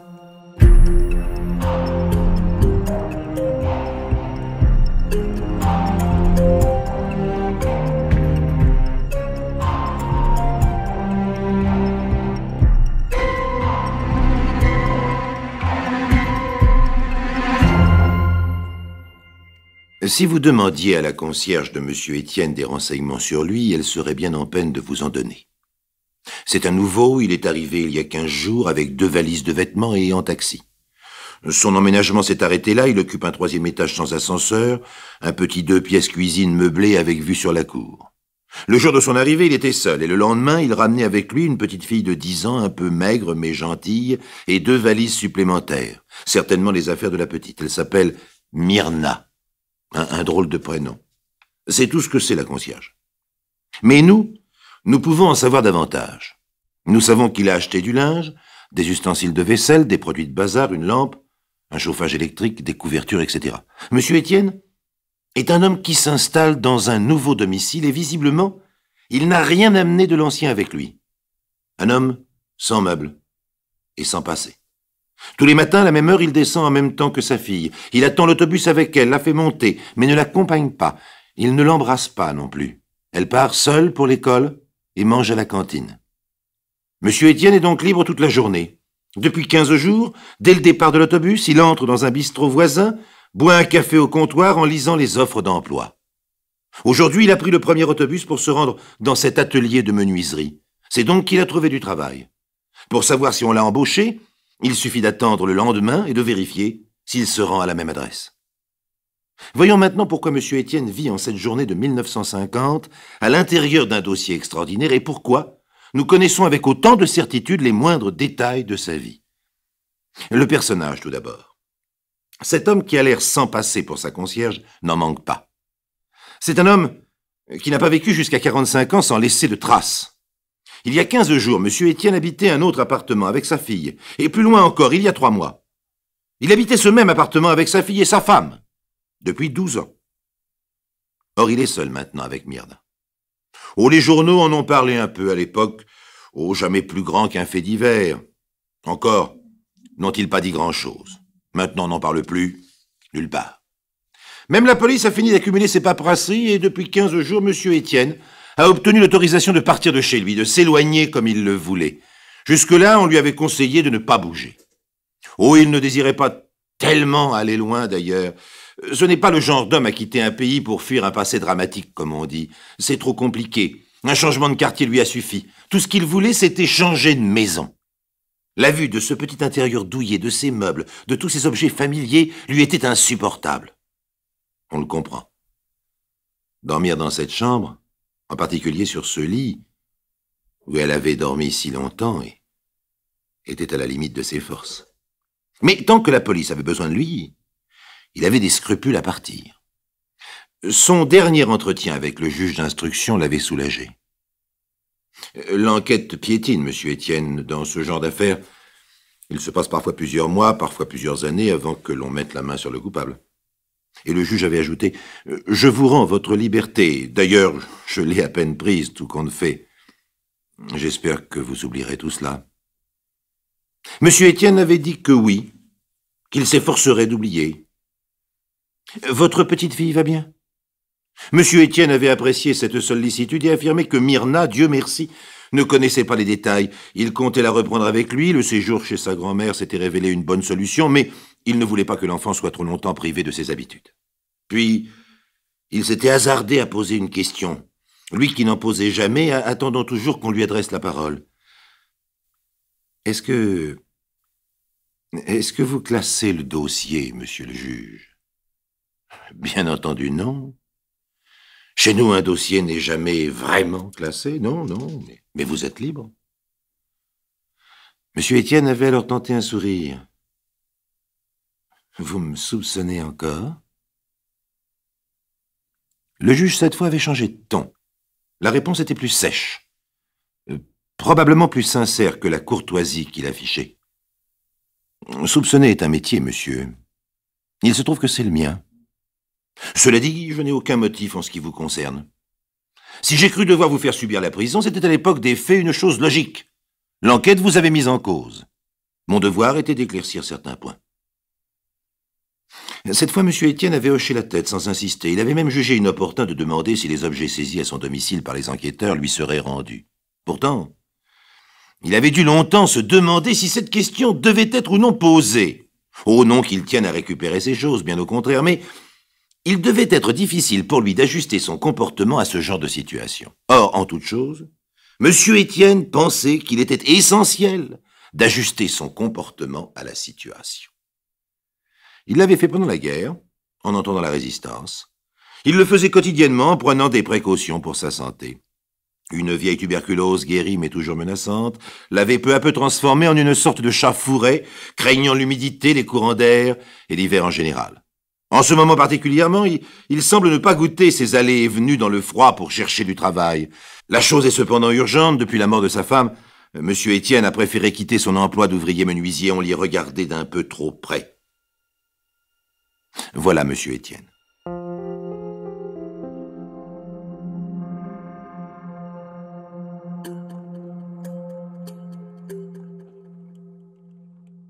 M. Étienne sort de l'atelier où il est entré pour chercher un emploi. Son visage ne traduit rien de précis, mais sur le trottoir, il jette son journal dans une corbeille à papier et repart en sens inverse jusqu'à l'arrêt de l'autobus. Ce faisant, il observe la rue et les passants autour de lui avec une grande attention, comme s'il cherchait quelqu'un. Peut-être ne se sent-il pas à l'aise. Ce serait normal pour un homme qui vient de vivre 3 mois comme cela.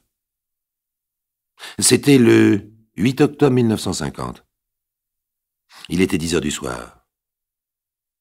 Monsieur Étienne frappe contre la porte de l'ascenseur qui ne vient pas, puis descend l'escalier en courant. Il est affolé. Le patron de la brasserie du coin le voit entrer, blanc comme un linge, et demande « Ça ne va pas, monsieur ?»« Oh, s'il vous plaît, il faut que j'appelle la police. Au téléphone, s'il vous plaît. Vous avez des ennuis, monsieur? On a étranglé ma femme. Elle est là-haut. » Dans le silence qui se fait autour de lui, monsieur Étienne prend le téléphone, mais il ne sait pas quel numéro faire et quelqu'un se propose pour l'aider. Il remercie. Peu à peu, les gens s'affolent autour de lui. On lui offre un verre de rhum, puis de l'accompagner chez lui. Il refuse. Lorsque le quart de police arrive, il est sur le trottoir, grelottant de froid, et guide sans un mot les policiers en indiquant l'immeuble. La porte de l'appartement est restée ouverte. Monsieur Étienne désigne du doigt la chambre. Sa femme est allongée sur le lit défait en peignoir. Il semble qu'elle se soit débattue très peu. Un élastique blanc est serré autour de son cou, un gros élastique, du genre de ceux que l'on glisse à l'intérieur des ceintures. Sur le tapis, une boîte à couture sur pied, en tapisserie bleue et renversée, tout son contenu épars. On dirait que l'assassin a surpris la femme en train de coudre et s'est servi de ce qui lui tombait sous la main pour l'étrangler. D'ailleurs, l'examen d'un travail entrepris sur un tailleur, et notamment à la ceinture de la jupe, indique que la victime était certainement en plein raccommodage au moment de l'agression. Une bonne partie de la nuit, les policiers s'affairent, photos, empreintes, question à n'en plus finir. À 3 heures du matin, M. Étienne raconte sa vie, sa journée et sa soirée à un inspecteur de police bougon et aussi fatigué que lui. Oh, c'est simple pourtant. M. Étienne ne devrait pas avoir à le répéter plusieurs fois et dans tous les sens. Il rentre chez lui à 10 heures du soir. Il fait des heures supplémentaires à son atelier. Il découvre sa femme sur le lit et appelle la police de la brasserie du Rond-Point. Sa femme, 40 ans, infirmière, ne travaillait pas ce jour-là. Elle restait à la maison comme d'habitude dans ces cas-là. Sa petite fille a une mauvaise grippe. Elle est actuellement chez sa grand-mère. Elle y est depuis 2 jours. M. Étienne craint la contagion. Il n'en sait pas plus. Il ne sait pas si sa femme avait un amant, ni si elle avait reçu des menaces. Il n'a rien remarqué de suspect ces derniers temps. Ils sont mariés depuis 12 ans. Elle n'a pas de famille. Tout le monde est mort sous les bombardements. Mais ils s'entendaient bien. Ils ne se sont pas disputés récemment, ni la veille, ni aujourd'hui. Il n'y a pas de testament à sa connaissance, pas d'assurance vie non plus. Oh, d'ailleurs, ils ne sont pas riches. Rien que leurs 2 salaires. Monsieur Étienne ne sait rien de plus, rien d'autre. Son calme triste agace le policier. Monsieur Étienne le sidère en affirmant « Je ne suis pas calme, monsieur, je m'efforce de l'être. On doit toujours s'efforcer d'être calme. Ce n'est pas votre avis ?» Le lendemain, monsieur Étienne parle de son alibi, puisqu'on le lui demande. Il a travaillé toute la journée, jusqu'à 10 heures, dans l'atelier où il est employé depuis 10 ans maintenant. Son patron pourra le confirmer. Oh, c'est le seul témoin, car il n'y a pas d'autres ouvriers, mais il confirme. Son trajet en métro est reconstitué, soigneusement minuté, et il n'y a rien à dire. De toute façon, l'heure de la mort se situe aux environs de 19 heures, et à cette heure-là, M. Étienne travaillait. Le juge l'inculpe cependant, car ses empreintes sont retrouvées sur les montants métalliques de la boîte de couture et sur un médaillon d'or que sa femme portait au cou. M. Étienne se contente de répondre qu'il a souvent manipulé le petit meuble, car sa femme le laissait toujours traîner au milieu de la chambre. Quant au médaillon, il pense l'avoir touché en se penchant sur elle. Mais le juge inculpe quand même. Il espère pouvoir démontrer que l'assassin connaissait d'avance l'emploi du temps de la victime, et notamment qu'elle ferait de la couture. Cet élastique lui paraît convenir tout à fait à un mari étrangleur, et pas d'empreinte possible sur une matière pareille. En tout cas, pas utilisable. Au bout du délai légal, bien, on relâche M. Étienne. Le juge n'a rien trouvé d'autre. Il le convoque de temps en temps. Mais il semble avoir pas mal de travail, ce juge. On lui propose d'examiner l'emploi du temps d'un sadique qui avouerait n'importe quoi pour qu'on s'occupe de lui. La piste est sans espoir, mais on ne sait jamais. Enfin, M. Étienne peut partir. Il est veuf et innocent. Voilà le drame affreux qui a frappé cet homme en plein bonheur. Maintenant, vous savez presque tout. Et M. Étienne est à nouveau dans l'autobus en direction de son nouveau domicile. Il continue à regarder autour de lui, il a toujours l'air ennuyé, il se mouche à plusieurs reprises et sort de sa poche une petite boîte de réglisse. En descendant de l'autobus, il se dirige vers une épicerie et en ressort, une dizaine de minutes après, chargé d'un sac de victuailles. À la boulangerie, il achète une baguette de pain, puis se hâte de regagner son immeuble, traversant la rue par petits bonds, comme une sauterelle mouillée. Il disparaît. Et 5 minutes plus tard, il est à nouveau en bas, refait son petit manège pour traverser la rue, et entre sans hésiter dans le bistrot. Sans hésiter, il s'approche d'une table. Surpris, l'homme qui s'y trouvait, installé, se lève précipitamment, mais il n'a pas le temps de se dégager. M. Étienne s'adresse à lui à voix basse. « Je ne vous connais pas, monsieur, mais je vous vois là tous les jours depuis 2 semaines. Vous me surveillez, n'est-ce pas ?» L'homme regarde autour de lui, gêné, et d'une voix tout aussi basse. « Mais moi non plus, je ne vous connais pas. Vous devez vous tromper. » M. Étienne regarde l'homme un moment, puis ajoute « Vous ne me suivez pas ?» Il parle si bas qu'il a l'air inquiétant avec ses yeux pâles et son visage glacé. Il répète « Vous ne me suivez pas ?»« Mais absolument pas, monsieur. Vous me prenez pour quelqu'un d'autre. Mais je ne sais pas qui vous êtes. Excusez-moi. » M. Étienne rentre chez lui sans se retourner. Le lendemain, il se rend à son travail. Sa vie est d'une régularité exemplaire. Tous les matins, il prend l'autobus avec sa fille, qui descend avant lui pour se rendre à l'école. À midi, il mange une omelette dans un café près de l'atelier. Il rentre vers 6 heures, fait les courses, et certainement la cuisine, car il ne ressort pas. Le jeudi, la petite Myrna va chez sa grand-mère toute seule, et le dimanche, s'il ne pleut pas, ils vont se promener ensemble. Jamais plus d'1 heure. Et les jours passent. 2, 3, 4.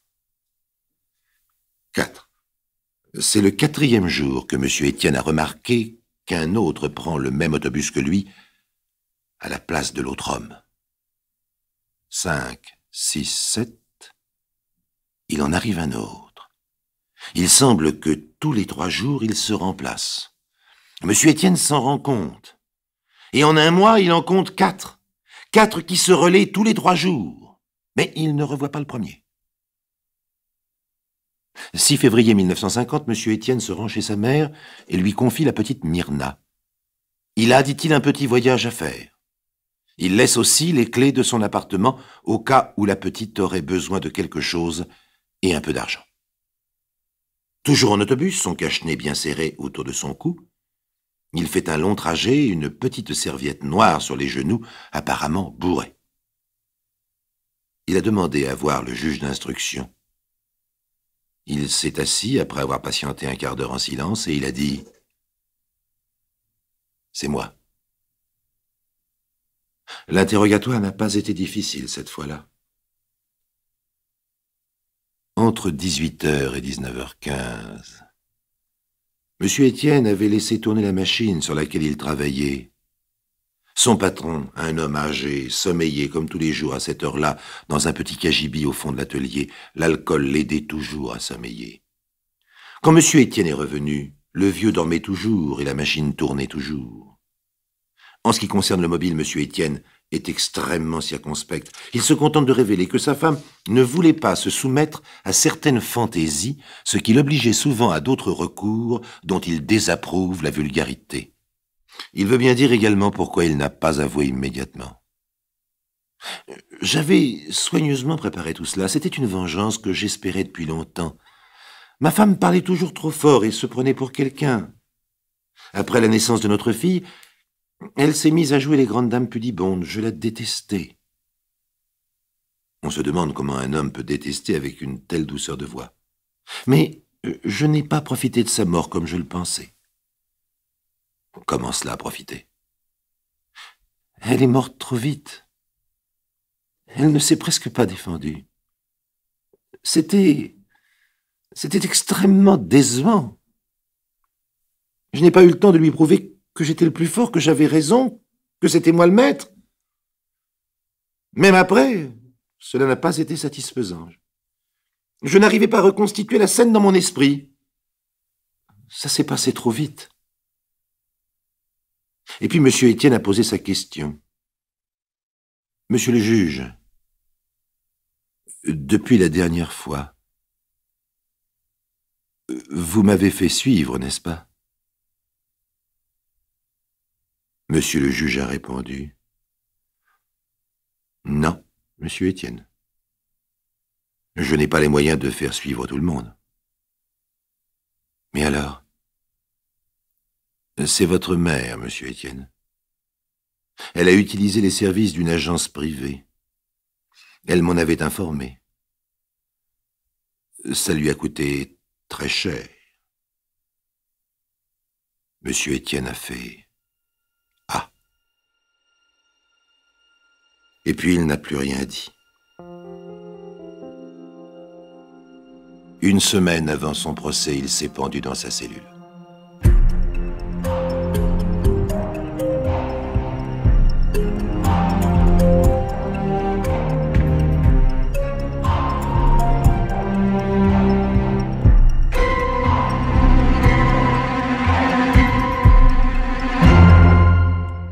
Vous venez d'écouter Les récits extraordinaires de Pierre Bellemare, un podcast issu des archives d'Europe 1 et produit par Europe 1 Studio. Réalisation et composition musicale, Julien Tarot. Production, Sébastien Guyot. Direction artistique, Xavier Joly. Patrimoine sonore, Sylvaine Denis, Laetitia Casanova, Antoine Reclus. Remerciements à Roselyne Bellemare.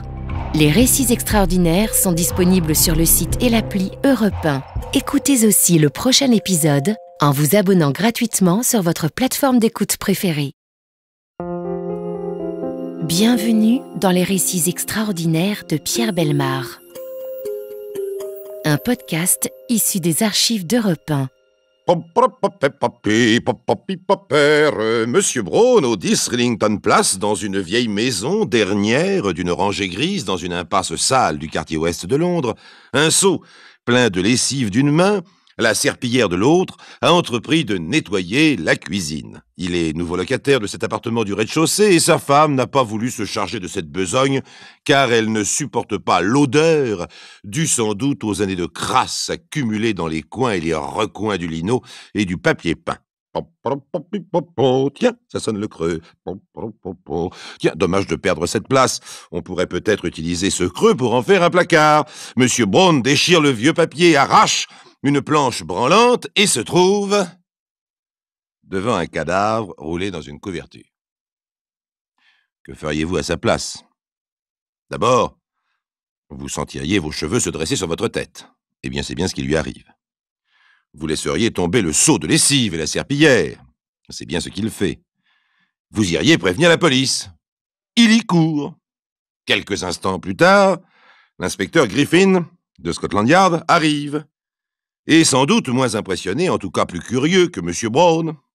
Il farfouille plus profondément dans le placard et découvre, roulés dans des couvertures, 2 autres cadavres. Pendant qu'ils y sont, les policiers arrachent le lino du sol, car le parquet leur a semblé instable, et pour cause, les lames sont déclouées. Ils les soulèvent et se trouvent nez à nez, si j'ose ainsi m'exprimer, avec un 4e cadavre. Oh, c'est assez pour aujourd'hui, hein. Bon, en effet, les policiers ont fait du beau travail, puisqu'ils viennent d'ouvrir l'un des plus extraordinaires dossiers de la police, celui de la fantastique affaire Christie Evans, qui allait déterminer les Anglais à abolir la peine de mort. Il est probable d'ailleurs que si une affaire semblable s'était déroulée en France, nous aurions pris la même décision que les Anglais. Mais ce sera à vous d'en juger lorsque vous aurez entendu l'histoire dont Jacques-Antoine a réuni les éléments.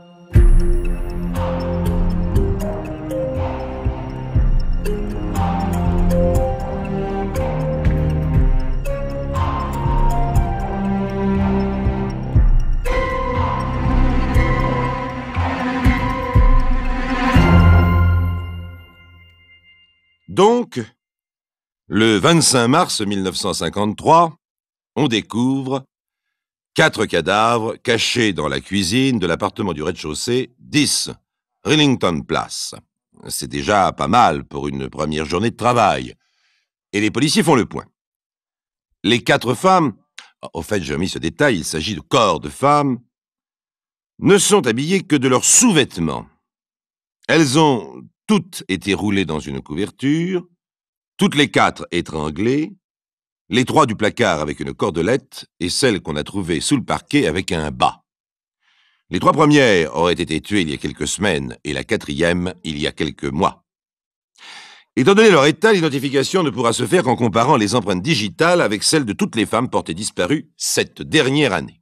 Évidemment, on recherche l'ancien locataire. Cet homme, qui s'appelle Christie, est parti la semaine dernière avec une valise et son chien en déclarant qu'il allait rejoindre sa femme, partie depuis Noël, s'installer à Birmingham chez sa sœur. Il avait l'intention de chercher du travail dans cette ville. Christie n'est pas totalement inconnu de la police, car il a fait l'objet de plusieurs condamnations, vols, faux et même coups et blessures. Il a frappé une femme avec un bâton de cricket, ce qui ne l'a pas empêché d'entrer dans la police pendant la guerre. Dernièrement, il était employé dans une maison de transport routier, mais il s'occupait également de photographie. On le voyait dans les banquets et les réunions de famille avec son appareil. Mais ce n'est pas tout. Le 10, Rillington Place, est un endroit déjà célèbre. Dans le quartier, on l'appelle la maison du crime. En effet, 4 ans plus tôt, On y avait arrêté Timothy Evans, soupçonné d'avoir assassiné sa femme et son bébé de 14 mois. Et tenez-vous bien, Christie fut le principal témoin à charge dans le procès de Timothy Evans, qui fut bel et bien pendu en janvier 1950. Inutile de vous dire que l'inspecteur Griffin se prend la tête à deux mains. Il doit se demander pourquoi on lui fait ça à lui. Ça aurait pu tout aussi bien tomber sur un autre inspecteur. Il a fallu que ce soit lui. Pour commencer, deux mesures s'imposent. Rechercher Christie et, à tout hasard, continuer à chercher des fois qu'il y ait d'autres cadavres. Alors, je sais ce que vous pensez, il exagère. Bien, je n'exagère pas. Je ne fais que raconter les faits. Les policiers sondent les murs et descendent dans le jardin, la pelle et la pioche à la main. 26 mars 1953, Scotland Yard diffuse le signalement de Christie, près de 2 mètres, mince et élégant, cheveux noirs avec début de calvitie, lunettes en écaille. La dernière fois qu'il a été aperçu, il était vêtu d'un complet bleu marine en tweed, d'un imperméable à ceinture, d'un feutre nègre et de chaussures jaunes. Le cadavre trouvé sous le plancher serait celui de sa femme, Ethel Christie. Dans le jardin, les fouilles continuent. 27 mars 1953, John Christie introuvable. Pourtant, la presse a diffusé la photographie de ce quinquagénaire poli tiré à 4 épingles, que ses voisins considéraient comme un homme tranquille, souvent sans travail, mais ne paraissant jamais à court d'argent. Explication, Christie et sa femme auraient pratiqué des avortements. Dans ce cas, les cadavres pourraient peut-être être ceux de clientes gravement accidentées à la suite de l'opération. Mais cela n'expliquerait pas la mort de sa femme, Ethel Christie, qui remonte à environ 4 mois. Les 3 autres femmes seraient mortes depuis cette date, chacune à 1 mois d'intervalle. 28 mars 1953, Christie toujours introuvable. On a identifié les 4 premiers cadavres. L'un est bien celui de la femme de Christie, Ethel Christie, âgée de 45 ans. Les autres se connaissaient. Toutes les 3 sont venues poser pour des photos de nus. Mais c'est peut-être le prétexte dont elles se sont servies pour cacher leur avortement. Ce n'est pas tout. Scotland Yard vient de découvrir un squelette et un crâne calciné enfermés dans une boîte à ordures et enterrés dans le jardin. Il s'agit d'une femme d'environ 30 ans et dont la mort remonte à environ 4 ans. Puis, à 3 mètres de profondeur, on déterre de nouveaux ossements dont un fémur, un tibia presque entier ainsi que des lambeaux de vêtements féminins. Il semblerait donc qu'il y ait eu 2 séries de meurtres dont les derniers seraient de plus en plus rapprochés. Cela semble indiquer un désir sadique de tuer qui devient plus fréquent et incontrôlable. Scotland Yard donne l'ordre de faire évacuer tous les locataires de l'immeuble et de le démanteler planche par planche, brique par brique. Christie, toujours introuvable. Mais l'horreur provoquée par la découverte des 6 cadavres crée un sentiment d'inquiétude. Scotland Yard, sortant de sa réserve habituelle, demande à la presse de publier des avis de recherche concernant Christie, qui risque de tuer encore avant la fin du mois. Au 10, Wellington Place, les fouilles continuent. 1er avril 1953, 6 heures du matin, un journalier qui connaît Christie de vue se précipite au commissariat de police de Notting Hill. Il déclare l'avoir vue à l'arrière d'une camionnette. Lorsque la police arrive, la camionnette est vide. 2 heures plus tard, un homme, hagard et barbu, est accoudé au parapet du quai de la Tamise près du pont de Putney. Par cette matinée printanière, il regarde avec mélancolie des dockers décharger une péniche. Constable Thomas Ledgert, 43 ans, 2,06 m de haut, accomplit sa ronde habituelle. Il aperçoit l'homme, à tout hasard, il sort la photo de Christie et croit le reconnaître. Il est 9h10. Le constable s'approche de l'homme. « Êtes-vous John Christie ?» L'homme tourne vers lui un regard las et presque hébété. « Êtes-vous John Christie ?» L'homme bredouille des mots sans suite, incompréhensibles. La loi anglaise interdisant qu'on arrête un homme si l'on n'est pas muni d'un mandat nominal, le constable demande « Acceptez-vous de m'accompagner au commissariat ?» Oui. 2 autres policemen ont rejoint Thomas Ledgert dans une voiture de service. L'un d'eux demande à Christie d'enlever son chapeau. Tous 3 constatent la calvitie partielle que précise le signalement. Arrivé au commissariat de Putney, John Christie demande un verre d'eau. Il est manifestement épuisé, traqué. Sans doute n'a-t-il rien mangé depuis plusieurs jours. Alors les policiers, avec des précautions de mère de famille, font infuser le thé. Et bientôt, dans le commissariat se répand une bonne odeur de bacon en train de frire. Tant et si bien que quelques instants plus tard, réconforté, John Christie retrouve ses forces et jette autour de lui un œil martial. Déjà, Il y a 300 personnes, surtout des femmes, qui se pressent devant le commissariat tandis que l'inspecteur-chef Griffin vient le chercher.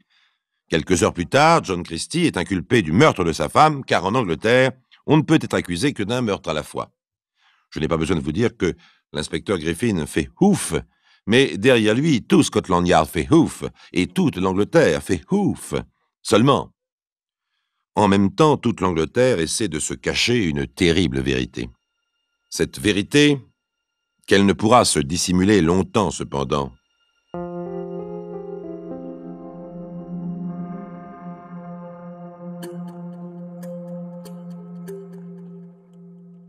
Elle essaie de se la cacher toute la journée du 2 avril 1953. Ce jour-là, une première audience a lieu qui dure à peine 5 minutes devant le tribunal de première instance du district ouest de Londres.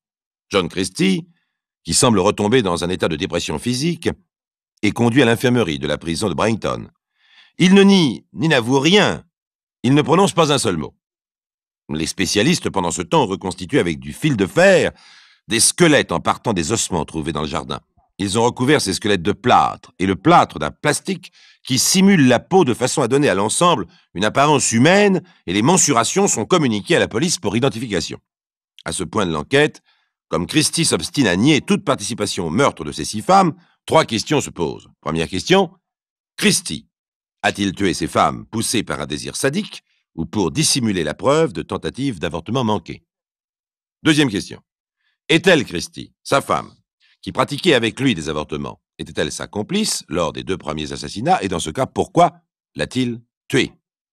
Mais surtout, il y a une 3e question, autrement plus importante, mais que l'on refuse encore de se poser ce 2 avril, comme on refusera le 3 avril, mais le 4 avril 1953, l'affaire éclate, il le fallait bien. En effet, le 4 avril, ce dont toute la presse anglaise parle, ce n'est pas de la découverte de nouveaux ossements dans le jardin. Ce n'est pas de la déclaration des inspecteurs qui s'attendent à en trouver également dans le jardin voisin, mais de l'affaire Evans. Car, je vous le rappelle, au 10 Rillington Place, il y a 4 ans, on a arrêté Timothy Evans, soupçonné d'avoir assassiné sa femme et son bébé de 14 mois.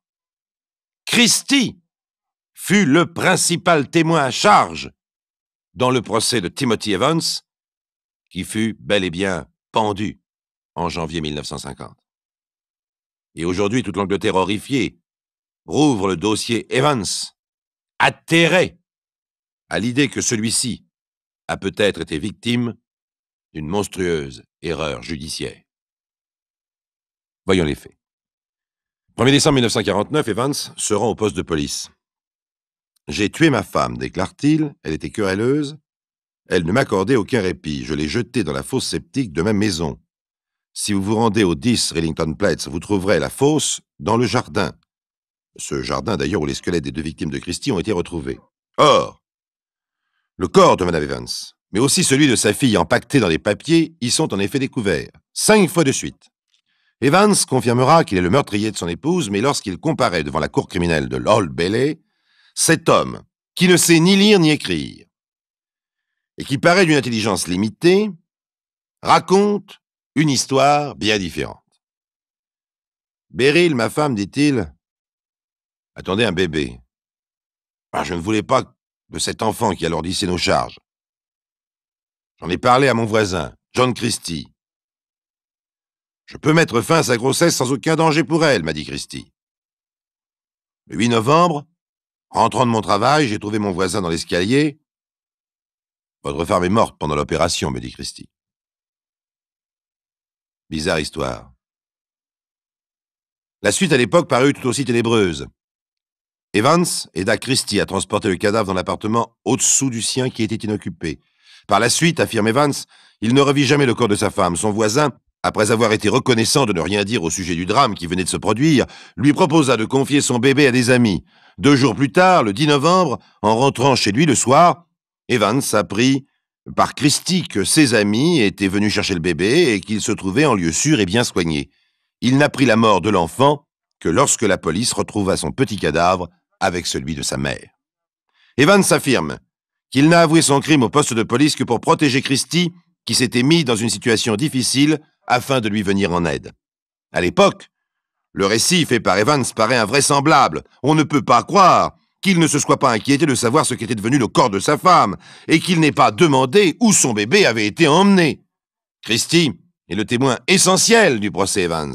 Interrogé par l'avocat de la défense, Christie réfute toutes les accusations portées contre lui par Evans et les témoignages médicaux lui donnent raison.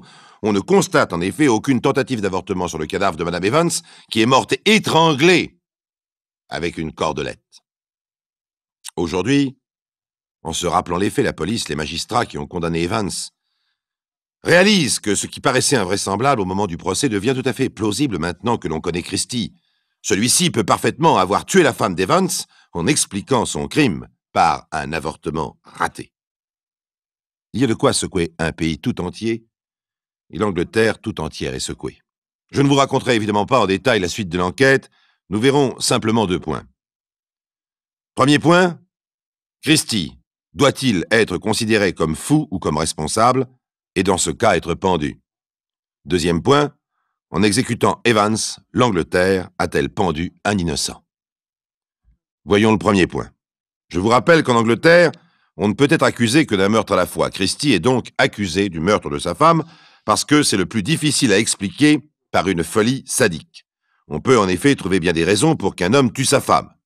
L'avocat de la défense veut donc prouver qu'il a tué beaucoup de femmes avant et après, et que le meurtre de sa femme est donc à placer dans un contexte de folie comme les autres.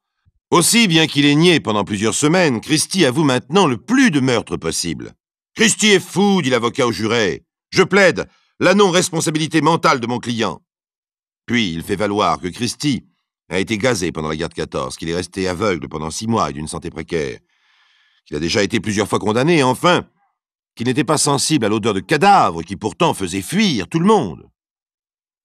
Lorsque Christie marche lentement vers la barre des témoins pour la première fois, il lance un regard furtif vers les jurés et sort son mouchoir.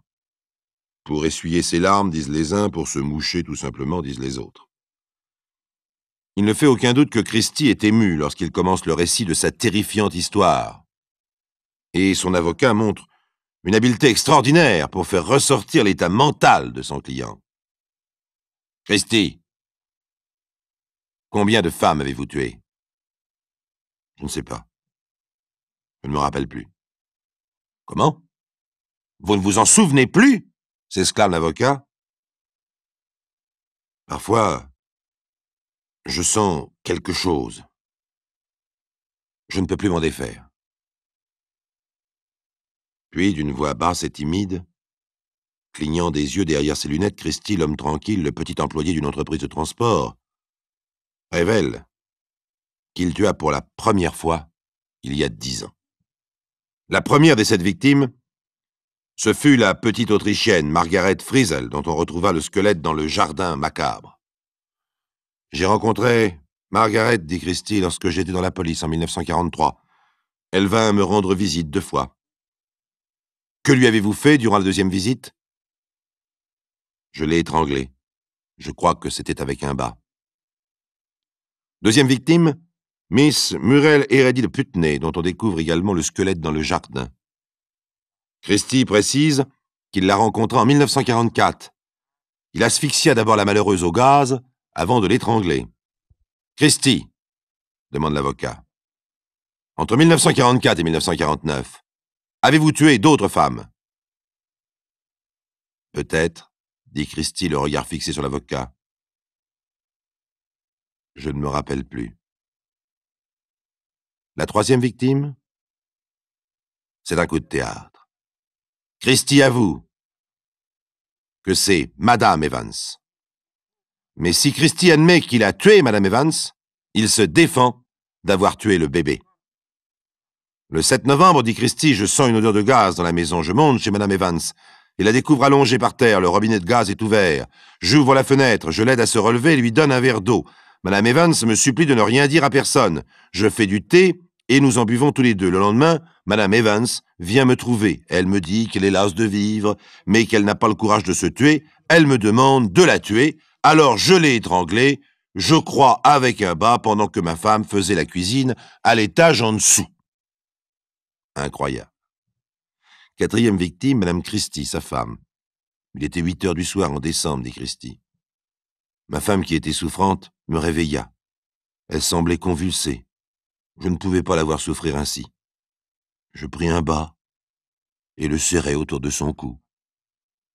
Christie raconte aussi comment il a tué les 3 autres femmes, mais je vous ferai grâce de son récit. Sachez simplement que le motif réel de ces crimes ne fait aucun doute, car Christie avait des rapports sexuels avec ses victimes avant et après l'étranglement. Évidemment, il y a, comme dans tous les procès, même les plus macabres, quelques moments comiques.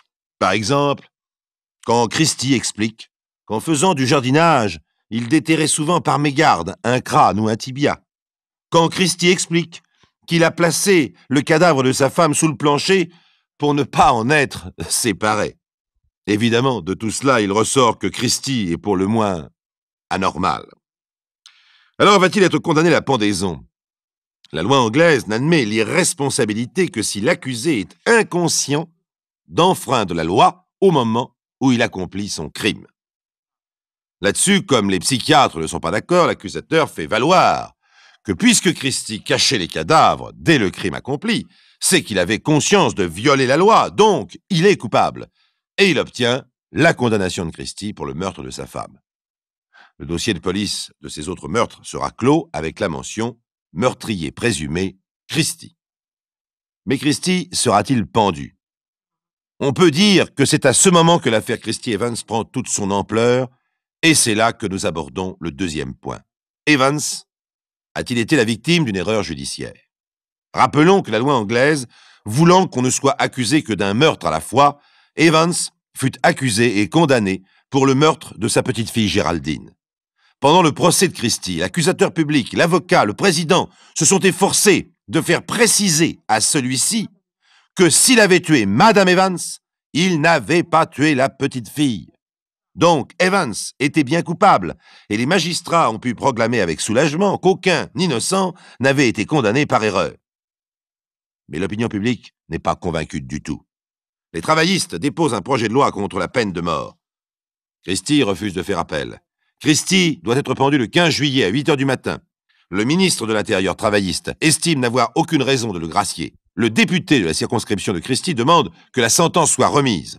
Tous les députés hostiles à la peine de mort essaient d'obtenir le sursis. Les socialistes aussi, de même que la mère d'Evans, qui espère un témoignage de Christie permettant de sauver l'honneur de son fils. Mais celui-ci est pendu le 15 juillet. Certains trouvent que le gouvernement fait preuve d'une hâte indécente, dans le but, non de trouver la vérité, mais de donner aux exécuteurs d'Evans justification de leur acte. 2 ans plus tard, M. Cutterhead, le ministre de l'Intérieur qui a fait exécuter Evans, monte à la tribune de la Chambre au cours d'un débat sur l'abolition de la peine de mort. Il reconnaît l'innocence d'Evans. Selon lui, l'application de la peine de mort eut pour résultat dans cette affaire une première fois l'exécution d'un innocent et une deuxième fois celle du témoin qui pouvait le disculper. C'est trop, et la peine de mort est abolie. 11 juin 1961, parution d'un livre qui, point par point, disculpe Evans et déclenche un grand mouvement en faveur de la réhabilitation. 19 octobre 1966, soit 16 ans après l'exécution d'Evans, l'affaire est close juridiquement et il est admis qu'Evans n'a pas tué sa petite-fille. La reine Élisabeth accorde le pardon. Mais comme, par contre, le rapport de la contre-enquête laisse entendre qu'il aurait probablement étranglé sa femme, on peut dire que ce fantastique dossier de la police se termine par une magistrale queue de poisson. Une seule chose est certaine, la peine de mort en Angleterre n'y a pas survécu, et à notre avis, les Anglais ont eu bien raison.